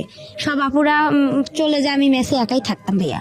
পরে ওকে ডাকলাম, ও আসে না, ও ফোন বন্ধ করে রাখছে। পরে ওর খালাতো বোনের কথা বলে, দেখছো মরিয়ম অনেক ভালো, আমার ভাত উঠায় খাওয়ায়, এটা খাওয়ায়, ওটা খাওয়ায় অনেক। পরে এইভাবেই ওর সাথে ওর বন্ধুকে বলা হয় সব কথা, যে ও এরকম করতেছে কেন, ও আমার সাথে কি, ও আমাকে বিয়ে করবে কি করবে না। এর ভিতরে আমি কাজী অফিসেও গেছিলাম যে বিয়ের খরচ কত টাকা লাগবে বা কি বিষয়। তারপরে ও আমার ফোন বন্ধ করে রাখছিল, ওর সিমটা একদম বন্ধ করে রাখছিল বা চেঞ্জ করছিল। এরপরে ওর কথা হয় না। পরে লাবণী আপু কি করলো, ওখান থেকে আমাকে আরেকটা মেসেজ দিল, ওই মেসেজ সিট ভাড়া বেশি। পরে বলতেছে তুমি এই মেসেজ সিট ভাড়া কম আছে, ওখানে যা 2-1 মাস থাইকে পরে চাকরি একটা খুঁজা, যে কোনো একটা দেখা যায় পার্লারের কাজ পাইলে তোমার আর কোনো সমস্যা নেই। পরে মেসে গেলাম, ওই মেসেও আর আমাকে নিচ্ছে না, বলতেছে তোমার বাসা কই কি কই। পরে আমি ঠিকানা দিলাম, আমার বাসা নীলফামারী, আমি হচ্ছে মডেলে পড়ি। এই ঠিকানা অনুযায়ী আমি ওখানে থাকলাম। থাকার পরে 1 মাসও থাকলাম না। থাকার পরে লাবণী আপুর সাথে আবার যোগাযোগ করলাম যে আপু দেখেন। পরে পার্লারের কাজের জন্য লাবণী আপু, আমি আর একটা আপু, হাসি আপু ছিল, 3 জনেই ওরা আমার একটা চাকরির জন্য খুব চেষ্টা করলো। পরে সারাদিন হাঁটাহাঁটি করলাম, কোনো পার্লারে নিচ্ছে না আমাকে, আমি কাজ জানি না, আর ছোট মানুষ, বলতেছে ও কি কাজ পাবে, এ বয়সেও কাজ পাবে না। পরে এই কথা বলার পরে আমি আবার কি করলাম, ওরা লাবণী আপু বলতেছে একটা পাইলাম, পার্লারে একটা কাজ পাইলাম, ওনার নাকি মেয়ে নাই। তো বলতেছে আমারও তো মেয়ে নাই, আর আমি যে মেয়ে পার্লারে কাজ করে উনিও ধর্ম মেয়ে ওনার। তো বলতেছে আচ্ছা ওই মেয়ে আবার আমাকে নিবে না, যার পার্লার সে আমাকে নিবে না। বলতেছে না আমি তোমাকে নিব না। প্রথমে বলছে নিবে, তারপরে বলতেছে যে না নিবে না। পরে এখন আমি যে বলছে নিবে, তে আমি কি করলাম, তাড়াতাড়ি করে মেসে গেলাম, গিয়ে আমার যে বালিশ খেতা ছিল, কাপড় চোপড় ছিল, আমি ওগুলা নিয়ে রিক্সা নিয়ে তাড়াতাড়ি করে ওনার বাসা রওনা দিলাম। লাবণী আপু বলতেছে আচ্ছা তুমি দ্রুত চলে আসো, যখন না নিবে ওরা তো আর তোমাকে বের করে দিতে পারবে না, ওখানেই থাকবা তুমি। পরে আমি চলে আসলাম, হাফ রাস্তায় আসছে, ওই আপু আমাকে ফোন দিছে, দিয়ে বলতেছে যে না তুমি আইসো না, তোমাকে আমি নিব না, আমার লোক আসছে। পরে আমি বলছি আপু আমি তো বাসায় আপনার এসে গেছি, লালবাগ রেলগেটে ওনার বাসা। পরে আমি ওনার বাসা উঠলাম, ওনার বাবা মা খুব ভালোবাসলো আমাকে, বলতেছে আমাদের মেয়ে নাই, একটা মেয়ে তুমি আর একটা মেয়ে, আমাদের 2টা মেয়ে হয়ে গেল এখন। এভাবে বলার পরে ওখানে 2-3 দিন আমি পার্লারে, উনি আমাকে মানে কাস্টমার আসে ওদের আমি একটু খেয়াল রাখি, কাজ করি, ঝাড়ু টাড়ু দেই। এভাবে যাওয়ার পরে রাতে একদিন আলামিন আমাকে ফোন দেওয়ার পরে বলতেছে তুমি কি মরো নেই? তা আমি বলছি আমি তো বিষ খাইতে ধরছিলাম, আমি মিথ্যা কথা বলছি যে আমি বিষ খাইছিলাম, এরকম অনেক পুলিশ আসছিল, আমি তোমার নাম বলে দিছি ওকে আর কি এভাবে বলছি। ওই আমার পাশে যে ওই আপুর ফির একটা মেয়ে শুয়েছিল, ও আবার কি অনেক রাতে কথা বলছে, 12টা-1টার দিক দিয়ে ওই কথাগুলো সম্পূর্ণ শুনে ফেলে সকালবেলা ওদেরকে বলে দেওয়ার পরে ওরা আমাকে আর রাখবে না বলছে। তখন আমি কি করলাম, লাবণী আপুর কাছে গেলাম। ওরাও ভয় পাইছে যে ওর যেহেতু ওখানে জায়গা হচ্ছে না, ও তো আমাদের কাছেই চলে আসবে। পরে আপুরা আর আমার ফোন ধরে না, আমি মেসে গেলাম, যার পরে বললাম সবকিছু। বলতেছে তুমি বাসায় চলে যাও, তোমার বাসায় চলে যাও। পরে ওখান থেকে আমি বাসায় চলে আসলাম, আমার মার কাছে আসলাম। আমার মার আবার কি করছে, আবার ওরা একসঙ্গে হয়েছে, এর মাঝে যে ছাড়াছাড়ি হয়েছে হওয়ার পরে তারা আবার একসঙ্গে হয়েছে, আমি কিন্তু জানি না। কিন্তু তাদের সাথে আমার 2-1 দিন কথা হয়েছে, হওয়ার পরে তাদেরকে আমি বললাম যে আমি তো এরকম নারায়ণগঞ্জ থেকে চলে আসছি। প্রথমে জিজ্ঞাসা করে তুমি কতগুলো টাকা ইনকাম করছো, আমার বাবা আর আমার মা জিজ্ঞাসা করে। তা আমি কই আমি তো অসুস্থ ছিলাম, আমি পারিনি ইনকাম করতে। তখন আমার মা কয় আমার ভাইয়ের ছেলের সাথেই তো সারাদিন কথা বলো, তো ইনকাম করবা কই থেকে? তখন আমি বললাম আমি অনেক অসুস্থ, আমি বাসায় যাব। পরে তারা বলতেছে আচ্ছা ঠিক আছে আসো। পরে যাই হোক আমি বাসায় আসলাম, আসার পর আবার আমাকে ঢাকায় পাঠানো হইলো গার্মেন্টসে। আমার মা বলতেছে বাসা থেকে কি করবা? পরে ওখানে আমার এক চাচা চাচি আছে, ওনাদের কাছে গেলাম ভাই, আমি যাই ওখানে গার্মেন্টসে ভর্তি হইলাম। গার্মেন্টসে চাকরি পাইলাম না, হ্যাঁ চাকরি পাইনি, না পাওয়ার কারণে অনেক কয়েকদিন ঘুরলাম, আমাকে কোথাও নিচ্ছে না।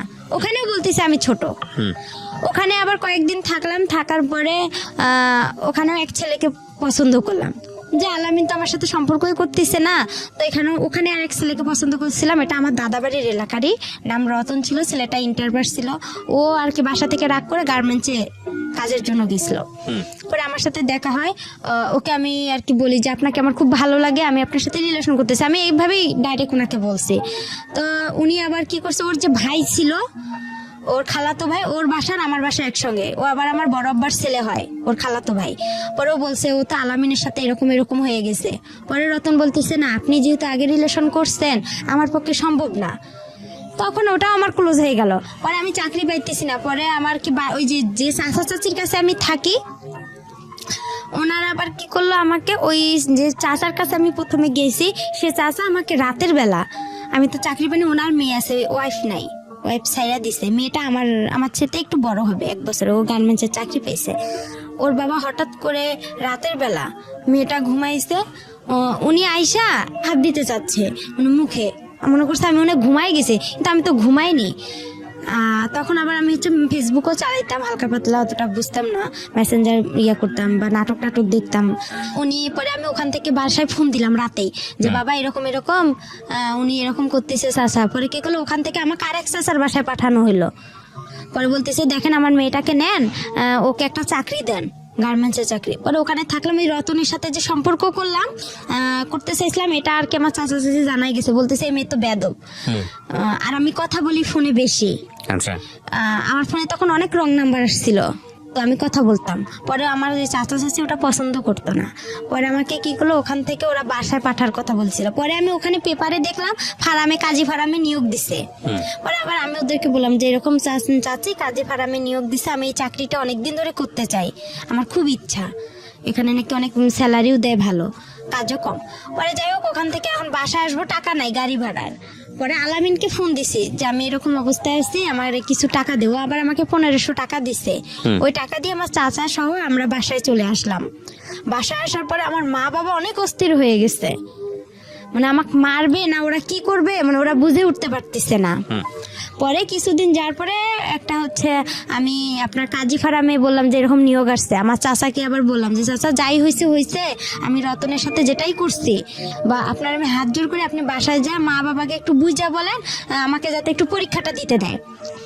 আমার একটা ছাগল ছিল, ওই নারায়ণগঞ্জে যখন আমি আসলাম না ওখান থেকে ঢাকা থেকে, তখন ওই যে আলামিন যে আমাকে মেসেজ যে টাকাটা দিছিল, ওখানে আমার কিছু টাকা ছিল, ওইটার আমার একটা নাকের নথ ছিল, ওই নথটা বিক্রি করে আমি একটা ছাগল কিনছিলাম।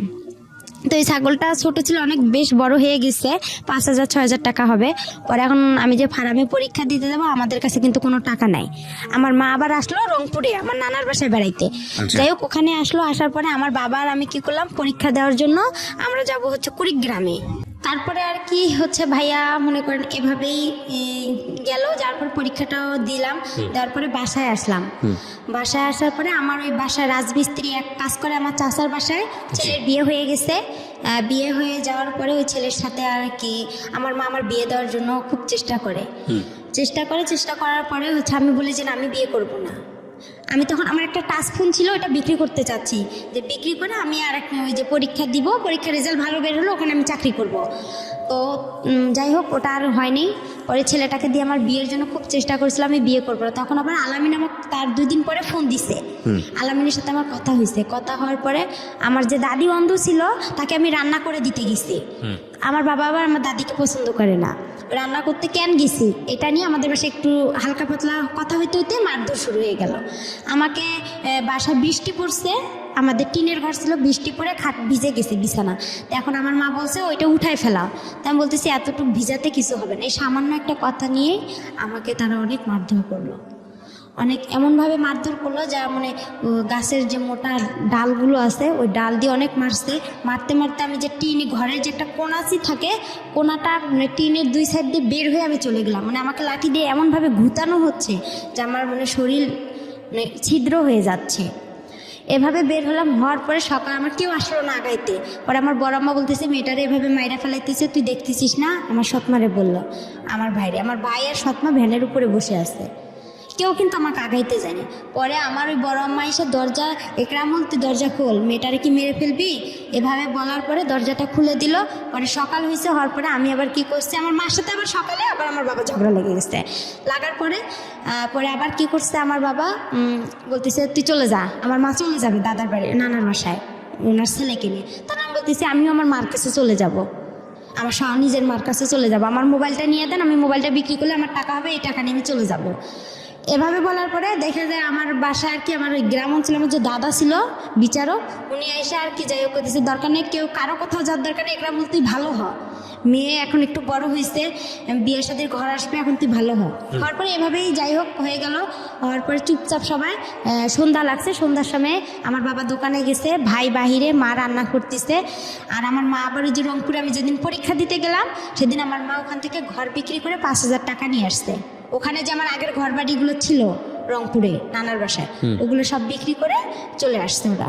তখন ওই 5,000 টাকা নিয়ে আসছে। ওই 5,000 টাকা আমি কি করছি, ওই ছেলেকে আমার চাচিকে বলছে যে চাচি ওই ছেলেটাকে বলেন তো আমার আর মারধর ভালো লাগে না, আমার খারাপ লাগতেছে অনেক। খুব কান্না করছি তার কাছে। করার পরে সে পরে বলতেছে, আমি বলতেছি রানাকে বলেন, ওই যে ছেলে মিস্ত্রি ওর নাম ছিল রানা। পরে আমি বলতেছি রানাকে বলেন আপনি, দেখেন ও আমাকে আমার মার কাছে রেখে আসবে নাকি। কয় কি না, তুমি এই কথা বললে কি সে তোমাকে নিয়ে যাবে, তুমি বলতে হবে যে আমি তোমাকে বিয়ে করলেই সে তোমাকে আগে রেখে আসবে, আর 5,000 টাকা দিয়ে কি হবে। এই কথা বলে আমি বলতেছি আচ্ছা ঠিক আছে, আমার নাকের নটটা আছে, এটাও আপনার কাছে রাখেন, এটা আপনি বিক্রি করে নিন।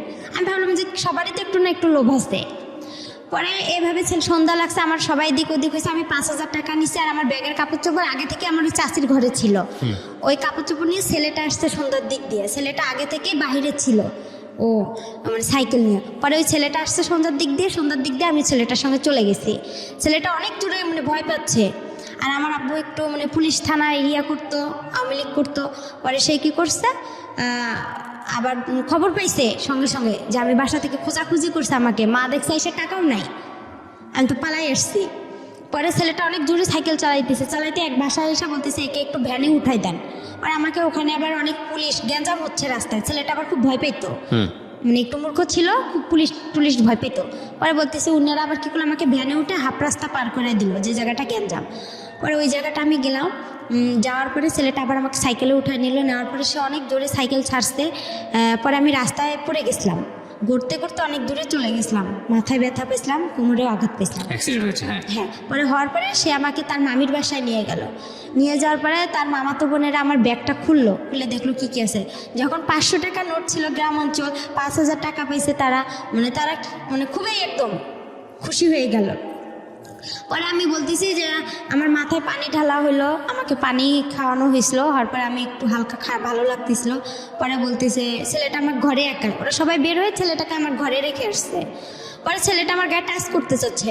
আমি বলতেছি আপনি আমাকে টাচ করবেন কারণ আপনাকে আমি বলছি যে আমার মার কাছে রাখতে হবে। তো বলতেছে আপনি না বলছেন আপনার চাচিকে বিয়ে করবেন আপনি আমাকে। আমি বলতেছি আমি তো একটা ছেলেকে সম্পর্ক করি, আমি একটা ছেলেকে খুব ভালোবাসি, আর আমি আপনাকে বিয়ে করতে পারবো না, আর আপনাকে আমার ভালো লাগতে হবে। আমি তাকে এভাবে বুঝাই বলছি। আপনি কেন বুঝতেছেন? আমার সৎ মাও তো আপনার সাথে বিয়ের কথা বলছে, আমি তো বলেই দিচ্ছি যে না আমি আপনাকে বিয়ে করতে পারবো না। তারপরে বলতেছে যদি না হয়, তার মামা বলতেছে, আমার মামা শ্বশুর বলতেছে তাহলে তোমার বাবাকে ডাক দিব। পরে আমি বলতেছি বাবার যদি ডাক দেয় তাহলে তো আমার অবস্থা আরও খারাপ আছে, তাহলে আমার এই দুনিয়াতে রাখবে না, তাহলে আমার কি হবে। পরে এখন ওই রাতেই যাই হোক ওরা আমাকে ওই রাতের 1টা বাজে ওরা আমাকে কাজী অফিসে নিয়ে গেল, নিয়ে যেয়ে ওখানে আমার বিয়ে পড়াবে। পরে এখন কবুল বলতে বলছে যখন, তখন আমি একটা কবুল বলছি আর বাকি 2টা বলিনি, না বলে আমি ইচ্ছা করেই আমি ওখানে মাথা ঘুরে পড়ে দিছি। পড়ে যাওয়ার পরে আধা ঘন্টার মতন আমি নিঃশ্বাস নেই না, মানে ওরা আমার কাছ থেকে যখন সরে যায় আমি তখন নিঃশ্বাসটা নিয়ে আবার নিঃশ্বাস বন্ধ করে রাখি, এভাবে আর কবুল বলিনি। পরে কাজে বলতেছে কবুল বলতে হবে না, আর আপনারা নিয়ে যান, সমস্যা নেই। পরে তার বাসায় আর সরাসরি এনে তার বোনের বাসায় রাখছিল আমাকে, ওখান থেকে সকালবেলা আমাকে ওই ছেলে নিয়ে আসছে। পরে নিয়ে আসার পরে দেখি ছেলেটা মানে মূর্খ তো একদম, একগুলো জুতা পরছে অনেক বড় বড়, একটা পাঞ্জাবি পরছে অনেক ঢিলা, অনেক কীরকম। আমার কাছে খুব খারাপ লাগছিল যে এই ছেলে এসব পরছে কেন। আবার এই যে বরের যে টুপিগুলো মাথায় দেয় ওগুলো পরছে। আমি বলতেছি এটা কি কোনো পাগল না আসছো যেগুলো কি। আমি কিন্তু ভাই গ্রামে সেরকম বড় হইনি, আমি যে সৎ নানার বাসায় বড় হয়েছি, মানে একটা ভালো ফ্যামিলিতে বড় হয়েছি। অত্যাচার হলেও একটা মানে পরিবেশ। তারপরে কি আমি ওসব আমার কাছে খুব খারাপ লাগছে। আয়সা দেখলাম ওদের বাসা আসলাম, সবাই বলতেছে যে আসতেছে, বলতেছে এই মেয়েটা কে, কই থেকে আসছে, এত সুন্দর মেয়ে। পরে আমার চুল দেখে সবাই পাগল হয়ে গেছে, আমার চুল মাসাল্লাহ অনেক বড়, বলতেছে মেয়েটা এত সুন্দর, বলছে রানার বউ। না এটা বিশ্বাসই হয় না, এটা কোনো ভদ্র ঘরের মেয়ে। এর তো গেট আপ দেখে একটা ছেলে বলছে, এর গেট আপ দেখে বোঝা যায় না, ছেলেটা শিক্ষিত ছিল। বলতেছে আপু কই থেকে আসছেন, তা আমি বলতেছি যে আমি রানার বউ। পরে বিশ্বাস করে না কেউ। পরে যাই হোক ওনার বাসায় আসে দেখি ওনার বাসা বিয়ে কিছু নাই, শুধু একটা চৌকি ছিল, একটা টেবিল ছিল। আর আমার মা সৎমা বলছিল তারা অনেক বড় লোক ছিল, তারা সেই রকম ফ্যামিলি। পরে যাই হোক এভাবে যাওয়ার পরে তার সাথে আমার 5-6 দিন, কিন্তু তাকে যে আমি টাচ করতে দেইনি। আমি এখানে একটা কথা বলি আপনাকে, এই ছেলেটার নাম ছিল রানা। জি। এর সঙ্গে বিয়েটা দিল কে তাহলে আপনার? এই আমি যে তার মামার বাসায় আসলাম, পালায় যে তার সঙ্গে আসলাম, তার মামার বাসায় উঠলাম, তারা যে আমার পরিচয়টা কিভাবে হয়েছিল রানার সঙ্গে?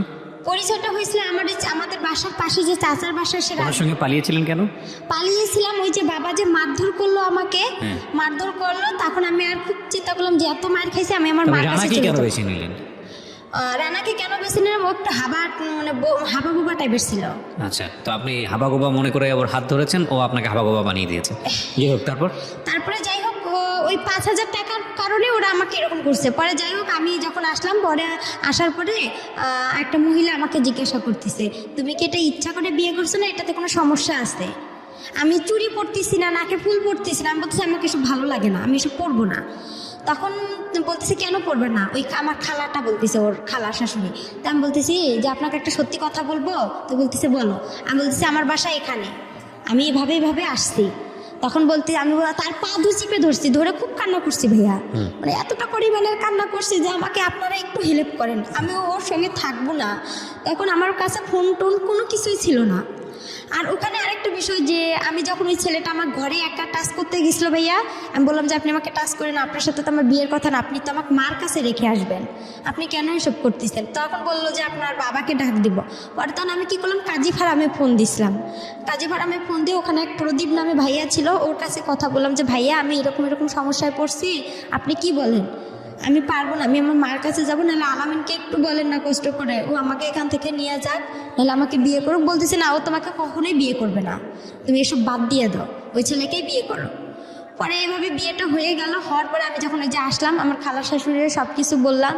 পরে ওনার পা চিপে ধরছিলাম, ধরার পরে বললাম যে এরকম দেখেন আমাকে একটু সহযোগিতা করেন। পরে ভাইয়া ওখানে 2 দিন থাকার পরে ছেলেটার মার সাথে আমার ঝগড়া লেগে গেল। আমাকে বলতেছে তুমি আমার ছেলেকে আমার কাছ থেকে কাইরা নিছো। আমি কই আপনার ছেলে আমি কাইরা নিছি, এটা সত্যি কথা, আমি আপনারা বেশি কিছু করবেন, আমি নারী নির্যাতনের কেস করব। আমি আপনার ছেলেকে বিয়ে করিনি, আর আপনার ছেলের সঙ্গে আমি থাকবো কিসের জন্য? আমি ভালোবাসি আলামিনকে। তখনও ওখানেও আলামিনের সাথে আমার কথা চলে ওই খালা শাশুড়ির মোবাইল থেকে। পরে আলামিন সব কিছুই খালা শাশুড়ির বলে, পরে বলে নতুন জীবন শুরু করছে, সংসার করো। 5 দিন তার সাথে আমার খাওয়া দাওয়া হয়, ওর সাথে সেভাবে খাওয়া দাওয়া না। ওর সাথে একটা ঈদ হয়, আমার কুরবানি ঈদ হয়। কুরবানি ঈদে সে আমার কোনো কাপড় চোপড় এনে দেয় না, শুধু 60 না আপনার কম দামি একটা জামা একটা সালোয়ার এনে দেয়, ওইটা দিয়ে আমি ঈদ করি। করার পর আমি বলছি ঈদের পরে ওকে আমি ছেড়ে চলে যাব। আমার খালা শাশুড়িকে বলছি, এই নিয়ে আমার বিচারও বাসায় বসছিল, আর আমার বাবা মাও মাইনা নিছিল ওই ছেলেকে নিয়ে। আমার বাবা মা বলছিল আচ্ছা ঠিক আছে মেনে নিছি আমরা। পরে বলার পরে কদিন পরে ঝগড়া লাগার পরে আমার বাবার বাসা থেকে লোক আসলো, গ্রাম থেকে লোক আসলো। পরে এখন আমার বাবা আমার সাথে কথা বলে, কয় কি ওকে এখনই ছাড়ার দরকার নাই, ওই কাবিননামা কত করছে? আমি বলি কাবিননামা 1 লক্ষ টাকা করছে। কয় ওই 1 লক্ষ টাকা আমরা ওর কাছ থেকে নিব, নিয়ে তোকে নিয়ে আসবো। আমার বাবা এবার একটু লুবি টাইপের, সে যখন ওই কথা বললো তখন আমি আবার কি করলাম, বলতেছি না, আমি মনে মনে চিন্তা করলাম যে আমার বাবার এই কথা শুনলে আমার এই জীবনটা নষ্ট হয়ে যাবে। পরে আমি খালা শাশুড়ি কাজ ছেলেটাকে ভয় দেখাইলাম যে আমি নারী নির্যাতনে কেস করবো, নাহলে আমি ফাঁসি নোটকে মরে যাবো এখানে, আপনি আমাকে ছেড়ে দেন, নাহলে আমি আপনাকে ছেড়ে দিব। তারপরে বলতেছে না আপনি আমাকে ছেড়ে দেন, আমি আপনাকে ছেড়ে দিতে পারবো না, কেন আপনার বাবা থানা পুলিশ করে, পরে আমার একটা সমস্যা করবে, এগুলোকে করবে, আমার পক্ষে সম্ভব না, এভাবে বলতেছে। পরে যাই হোক বলার পরে আমি কি করলাম, একদিন 2-3 দিন পরে বিচার সালিশ হয়ে গেল। হওয়ার পরে চুপ করে আমার খালা শাশুড়িকে বলছি যে আমি ওকে ছাইরা দিতে যাবো কুরবানি ঈদের 2-3 দিন পরে। বলার পরে ওই ছেলেটাকে নিয়ে আমি রংপুরে আসলাম কোর্টে আসার পরে ওকে আমি ওখান থেকে কোর্ট তালাক করছি। পরে ওখানে উকিল বলতেছে এই বিয়ে দিছে কে, এই বিয়ে যে দিছে তার আগে জেল হওয়ার দরকার।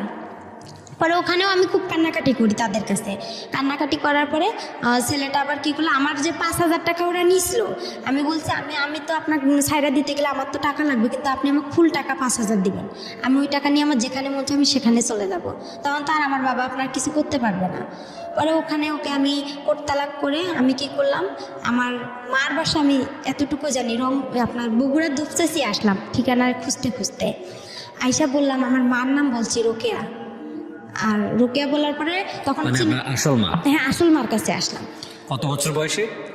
তখন আমার বয়স হবে হয়তো এইটে পড়েন আপনি, ওই সময়ের বয়স মানে 14 থেকে 15 বছর বয়স। হ্যাঁ, এই জীবনের প্রথম আসল মাকে দেখতে যাচ্ছেন? হ্যাঁ। ওকে, তারপর মার কাছে আসলাম, ওখানে খুঁজতে আসার পরে মাকে এসে সব কিছু বললাম যে আমার এরকম একটা বিয়ে হয়ে গেছে, এরকম।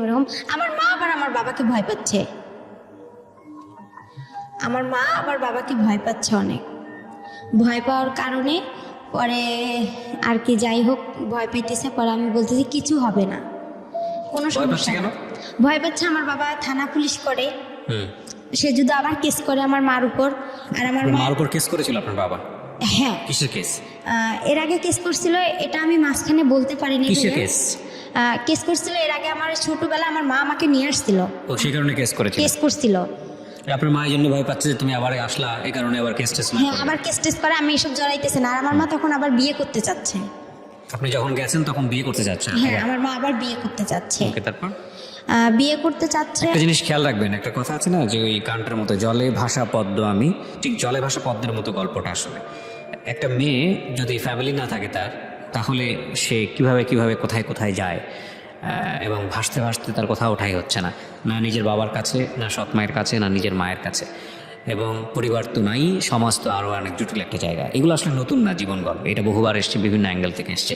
সমাজের বিভিন্ন শ্রেণীর মানুষের গল্প বিভিন্নভাবে উঠে আসে, কিন্তু একটা মেয়ে নির্যাতিত হলে সে যে ক্লাসেই বসবাস করুক না কেন তার গল্পটা আসলে সেম। বলেন তারপরে যাই হোক ওখানে আসলাম, মা সবাই আমাকে ভয় পাচ্ছে, তো বড় হয়ে গেছি, টাকা পয়সা অনেক লাগবে, অনেক কিছু বিষয় আছে এখানে। তখন মা কি করলো, বলতেছে দরকার নাই। তখন আমার মার ফোনে আবার একজন ছেলে ফোন দেয়, তখন আরো বেশি কষ্ট লাগলো। আরে আমি তো মার বয়সের, এগুলো কাজ করার কথা আমার, আর এই কাজগুলো আমার মা করতেছে, খুব কষ্ট লাগছিল। লাগার পরে আমার মা কি করলো, আমার মামির কাছে পাঠাই দিল, খিলগাঁও তালতলা, এখানে আবার আমার মামি থাকে, উনিও গার্মেন্টস করে, ওখানে পাঠাই দিল। দেওয়ার পরে ওখানে মামির কাছে আসলাম। আসার পরে মামির ওখানে আসলাম, মামিও মনে করেন চাকরি করে গার্মেন্টসের। আর ওই মামির মেয়ে, ছোট মেয়ে আছে, উনি আবার হচ্ছে ডাক্তারি চাকরি করে, কিন্তু ওরা একটু লুবি টাইপের। আমার মা আবার রিং দিছিল আমার কানের। আমি যখন আমার নিজের মার কাছে গেলাম ভাইয়া, তখন আমার মা রিং, নুপুর দিছিল, একটা আংটি, চেন, মানে আর কি জিনিস, স্বর্ণের জিনিস দিছিল। তখন এগুলো আর কি করলো, আমার মামি বিক্রি করলো। আমি তো গার্মেন্টসে চাকরি পাইতেছি না, তখন চাকরি হচ্ছে না। পরে কি করলো, আমার সাথে খুব ঝগড়াঝাটি হয়ে গেল, খুব অশান্তি শুরু হলো। অশান্তি হওয়ার পরে আমার মামাতো বোনটার কাছে গেলাম, আমার মামাতো বোনের বিয়ে হয়েছে আবার ওখানেই, ওনার মেয়ের। পরে ওনার কাছে গেলাম, যার পর ওনার শ্বশুর শাশুড়ি আমার খুব ভালোবাসলো, অনেক আদর টাদর করে। থাকার পরে ওখানে দেখা যায় 1 মাস থাকলাম, থাকার পরে আমার চাকরি হচ্ছে না, মামি কি খাওয়ায় না খাওয়ায়, এই এক কথায় দুই কথায় তার সাথে আমার খুব অশান্তি শুরু হয়ে গেল। আর একটা জিনিস, আমার মামা আসতো, আমার মামার আবার ছিল 2টা বউ, বড় বউ ছিল, উনি আবার ছোট বউ, আমি ছোট বউয়ের কাছে ছিলাম, ওখানে আসতো। তো আমি যে ভাগ নিই, তারা যে একটা ফিজিক্যাল রিলেশন হতো, এটা আমার খুব খারাপ লাগতো। আমি তো তাদের মেয়ের বয়সে আমার সামনে করতো, আমি তো বুঝতাম, হালকা পাতলা বুঝতাম, কিন্তু তারা বুঝতো না যে আমি তার ভাগ্নি বা তার ননদের মেয়ে। এগুলো আমি কি করতাম, আশেপাশে যে ভাড়াইটা ছিল তাদের কাছে বলতাম। তারা আবার কি করতো, অনেকে ভালো ছিল, অনেকে খারাপ ছিল। এটা নিয়ে আবার আমার মামির সাথে ঝগড়া হইতো। হওয়ার পরে এক কথায় দুই কথা আমার মামি আমাকে বলছে তুই চলে যা। তখন আমি চিন্তা করছি আমি কই চলে যাব। তখন আমি কি করলাম, ওই যে আমার যে মামাতো বোন আছে, ওর বাসা হচ্ছে আপনার মগবাজারে, ওই মগবাজারে ওর আবার শাশুড়ির বাসায় পরের আরেকটা বাসা আছে, ওই আন্টিকে বললাম যে আন্টি এরকম এরকম ওখানে তো আমার হচ্ছে না, তা আপনি আমাকে এদিকে একটা মেস ভাড়া করে দেন, আমি যাই হোক যা বিক্রি করে হলেও দিব, আমার যা কাপড় চোপড় আছে বা যাই হোক মানুষের বাসায় কাজ করে হলেও থাকবো, কিন্তু ওখানে আমি থাকতে পারবো না। আর আমার মামির মানে কিছু রং ছিল। তারপরে যাই হোক এভাবে আমি ওখান থেকে ওখানে আরেকটা বাসায় আসলাম। আসার পরে ওখানে আর আমি কি বিদেশ যে মানুষ পাঠায়, বিদেশ বাসা পাইলাম, মামির বাসা থেকে আরেক মেসে আসলাম। ওই মহিলা আবার আমাকে নিবেন, ওখানে আমার মামাতো বোন আমাকে অনেক মারছিল, মারার পরে ওখানে আসলাম। আসার পরে আর কি যাই হোক ওখান থেকে আমি গার্মেন্টসের চাকরি পাইলাম। পাওয়ার পরে আবার আমি কি বিদেশে যে মহিলাদেরকে পাঠায় মেয়েদেরকে, তা আমি এতটা বুঝতাম না। পরে ওখান থেকে মানুষের খুঁজে পাইলাম যে মেয়েদেরকে বিদেশে পাঠায় আপনার ডান্সের জন্য। তো আমি আবার ডান্স পারি, তা আমি ভাবলাম যে আমি যেহেতু ডান্সে যাই দুবাইয়ে, তাহলে তো আমি ভালো টাকা ইনকাম করতে পারবো, আমি তো ডান্স পারি। পরে ওই বাসায়, আমি যে বাসা থেকে, ওই বাসায় আন্টি বলতেছে যে তুমি খারাপ জায়গায় যাবা, আমার বাসা থেকে এখনই চলে যাও, বের হয়ে যাও। তখন আমি আবার ওই কাজী ফারামি আলামিনের সাথে আমার সব বন্ধ হয়ে গেল। এই আপনি বর্তমানে আপনার হাজবেন্ডকে নিয়ে স্টুডিওতে আসছেন, ওনাকে বিয়ে করেছেন কত বছর যাবত? ওনার বিয়ে করে আমার 3 বছর হয়ে গেছে। 3 বছর হয়ে গেছে। এনার সঙ্গেও কি আপনার এই ভদ্রমহিলা যার গল্প বলছিলেন তিনি বিয়ে দিয়ে দেয়? হ্যাঁ, তিনি আমাকে বিয়ে দিয়ে দিয়েছে। তো ইনি বিয়ে দিয়ে দেয় এবং 3 বছর সংসার করছেন তার সঙ্গে। তিনি কি জানে, পুরো গল্পটা জানে আপনি আজকে যেটা বললেন এখানে? হ্যাঁ, সে পুরো আমার ইতিহাসটা জানে, আমি তাকে সম্পূর্ণ খুলে বলছি। আর সে আমার একটা কথার কারণে নাকি সে আমাকে বিয়ে করছে। সেটা কথা হচ্ছে আমার যে বিয়েটা, ভাই এখানে আরেকটু, তার সাথে যে আমার বিয়েটা হয়েছে, আমার ওই মামা শ্বশুর আমাকে দেখতে আসছিল, আমার হাজবেন্ড সহ দেখতে এসে আমার মামা শ্বশুর কথা উঠাইছে যে তোমার বাড়ি কই, কি কথার জন্য বিয়ে করেছে সেটা বলেন, আমি স্টোরি দিতে যাচ্ছি। কি কথার জন্য সেটা হচ্ছে সে চলে গেছে, আমাকে দেখার পরে সে চলে গেছে। যাওয়ার পরে সে বলতেছে হচ্ছে, আমি তাকে একটা মেসেজ করছি যে আমাকে কি আপনি ভুলে গেছেন। সে এই কথার কারণে নাকি আমাকে বিয়ে করছে, সে আমাকে অসহায় দেখে বিয়ে করছে। আপনার সব স্টোরি কি জানতো আগে, বিয়ের আগে যে ঘটনাগুলো ঘটেছে সেগুলো? তাকে আমি বিয়ের আগে সম্পূর্ণ বলছি যে আমি এরকম অবস্থা। ওনার ফ্যামিলি আছে, ওনার বাবা মা সবাই জানে আপনার সম্পর্কে? না, ওরা কেউ জানে না। এই ছেলেটা কি করে আপনার হাজবেন্ড? আমার হাজবেন্ড হচ্ছে রিক্রুটিং এর মালিক। রিক্রুটিং বললে বিদেশে যে লোক পাঠায় উনি। আচ্ছা, তো এই 3 বছর যাবত সংসার করছেন আপনি, আপনার আগেও একটা বিয়ে ছিল সেটাও জানে। জি। তো সবকিছু মিলে কেমন আছেন আপনি? সবকিছু মিলা আমি মোটামুটি বেশি ভালো নেই। এই জন্যই আমি চাইছিলাম যে আমার হাজবেন্ডকেও আজকে আমি এখানে রাখতাম। কেন ভালো নেই? সে আমাকে এত কিছু থেকে বঞ্চিত কেন করছে? সে তো আমাকে অসহায় দেখে বিয়ে করছে। এত কিছু থেকে বঞ্চিত করছে বলে? এত কিছু থেকে আমি কি তার কাছে কি কোনো প্রাপ্য পাবো না? কি বঞ্চিত করেছে? সে আমাকে ঠিকভাবে দিচ্ছে না তেল সাবান। বিয়ের আগে প্রথমে, বিয়ের পরে সে আমাকে খুব ভালোবাসতো, তারপরে সে আর আমাকে ভালোবাসে না। কেন সে আমাকে ভালোবাসতে পারতেছে না? ভালোবাসে না বললে এভাবে বললে তো হবে না। আপনি তার সঙ্গে হ্যাপি না? জি না। খাবার দাবার ঠিক মতো দেয় না, ভরণ পোষণ ঠিক মতো দেয় না?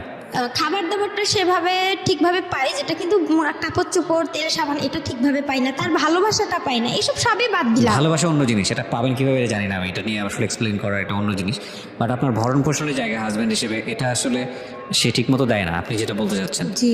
এটা সে অন্য মেয়েদের সাথে কথা বলে, কেন সে এসব করে, কিসের জন্য করে, কেন? এটা অন্য ডাইমেনশন। আমি এই জায়গাটায় নাই বাজাই, আমি বরং আপনার হাজবেন্ড এতটুকু শুনলে হয়তো সে মন খারাপ করবে, তার সেই জায়গাটা থেকে আমি বরং এটা বলবো যে এগুলো না বলাটাই ভালো পাবলিকলি, কারণ যেহেতু আপনি এক্সিস্টিং তার সঙ্গে আছেন, এই বিষয়গুলো আপনাদের নিজেদের মধ্যে মিটিগেট করে ফেলাটা বা না, আমি এখানে আরেকটা কথা বলতে চাই যে আমি যেরকম ভাইয়া, আমি তো ভাইয়া সম্পূর্ণ কথা, আমি যেরকম আজকে পরিস্থিতিতে আছি, আমি শুধু একটা কথাই বলতে চাই যে আমি যে ভুলগুলো করছি, এই ভুলগুলো আপনার যাতে, ভুল কি এখানে? আমার এখানে অনেক ভুল আছে, কিরকম? আপনি আমাকে একটু সময় দেন। আপনার ভুলটা কি বলেন? আপনি আমায় এতক্ষণ ধরে আপনি বললেন, আমি তো ভুলই খুঁজে পাইনি আপনার। আমার ভুল হচ্ছে প্রথমত আমি যে আলামিনের সাথে সম্পর্কটা করছি, এটা প্রথমত ভুল। আমি ভালোভাবে যদি নিজের একটু চেষ্টা করতাম। আমি একটু শুনাই আপনাকে, এবার আপনি একটু মনোযোগ দিয়ে শুনেন, বলাটাই মুখ্য না, মূল বিষয়টা আসলে হলো আপনার গল্পটা উঠে আসছে। এই যে 1-1.5-2 ঘন্টা আপনি এখানে বললেন, মূল গল্পটা উঠে আসছে। একটা যেটা হচ্ছে আপনি একটা ভালো ফ্যামিলি পাননি, প্রথম সমস্যাই ছিল এটা। আপনি যদি একটা ভালো ফ্যামিলি পেতেন, আপনার যদি গাইড করার মতো মানুষ থাকতো, তাহলে আপনার জীবনটা অন্যরকম হতে পারতো। দুঃখজনক হলেও সত্য যে আপনি সেটা পান নাই। এরপরে এই যে অল্প বয়সে যে প্রেমের সম্পর্কে জড়িয়ে যাওয়া, বা একটা ছেলের সঙ্গে আপনি ঘর থেকে বের হলেন আসল মায়ের কাছে ফেরার জন্যে, এবং সেই আসল মাই আপনার আসল মায়ের ইন্টারেস্টিং দেখেন, ও সৎ মায়ের কাছে দিন যাবত থাকলো, কখনো সৎ মায়ের কাছে থাকতে পারলো না, ওর বাবার কাছে গেল, বাবার কাছে গিয়েও সেখানেও থাকতে পারলো না, আবার সৎ মায়ের কাছে আসলো, সৎ মায়ের কাছেও থাকতে পারলো না, তখন মনে হলো যে না, আসল মায়ের কাছে ফিরে যাবো। সেই জন্য সে একটা ছেলের হাত ধরে আসল মায়ের কাছে আসতে চাইলো। ওই ছেলে আবার তাকে ট্র্যাপে ফেলে বিয়ে করে ফেললো, বিয়ে করে ফেলে তারপরে শেষ পর্যন্ত ওখান থেকে সে ছাড়া পেলো, ছাড়া পেয়ে সে তারপরে গেল হলো আসল মায়ের কাছে। আসল মায়ের কাছে যাওয়ার পরে সেখানেও সে থাকতে পারলো না, দেখলো যে আসল মা তাকে রাখবে না কিসের ভয়, কারণ সে আরেকটা বিয়ে করার প্ল্যান করছে। সুতরাং এই পরিণত বয়সের একটা মেয়েকে দেশে কী করবে? সেখান থেকে সে আবার গার্মেন্টসে চলে আসলো, গার্মেন্টসে চলে এসে একটা মানুষের সঙ্গে তার পরিচয় হলো। সেই মানুষের সঙ্গে পরিচয় হওয়ার পরে, একটু থামেন প্লিজ, একটু নিজেকে কন্ট্রোল করেন। সেই মানুষের সঙ্গে পরিচয় হওয়ার পরে সে আলটিমেটলি হলো একজনকে বিয়ে করলো। আপনার হাজব্যান্ডকে আমি অবশ্যই ধন্যবাদ জানাবো যে এত কিছু জানার পরে সে আপনাকে রিসিভ করেছে। 8-10টা ছেলের মতো সে না, সেই জায়গা থেকে সেই প্রশংসা পাওয়ার যোগ্য।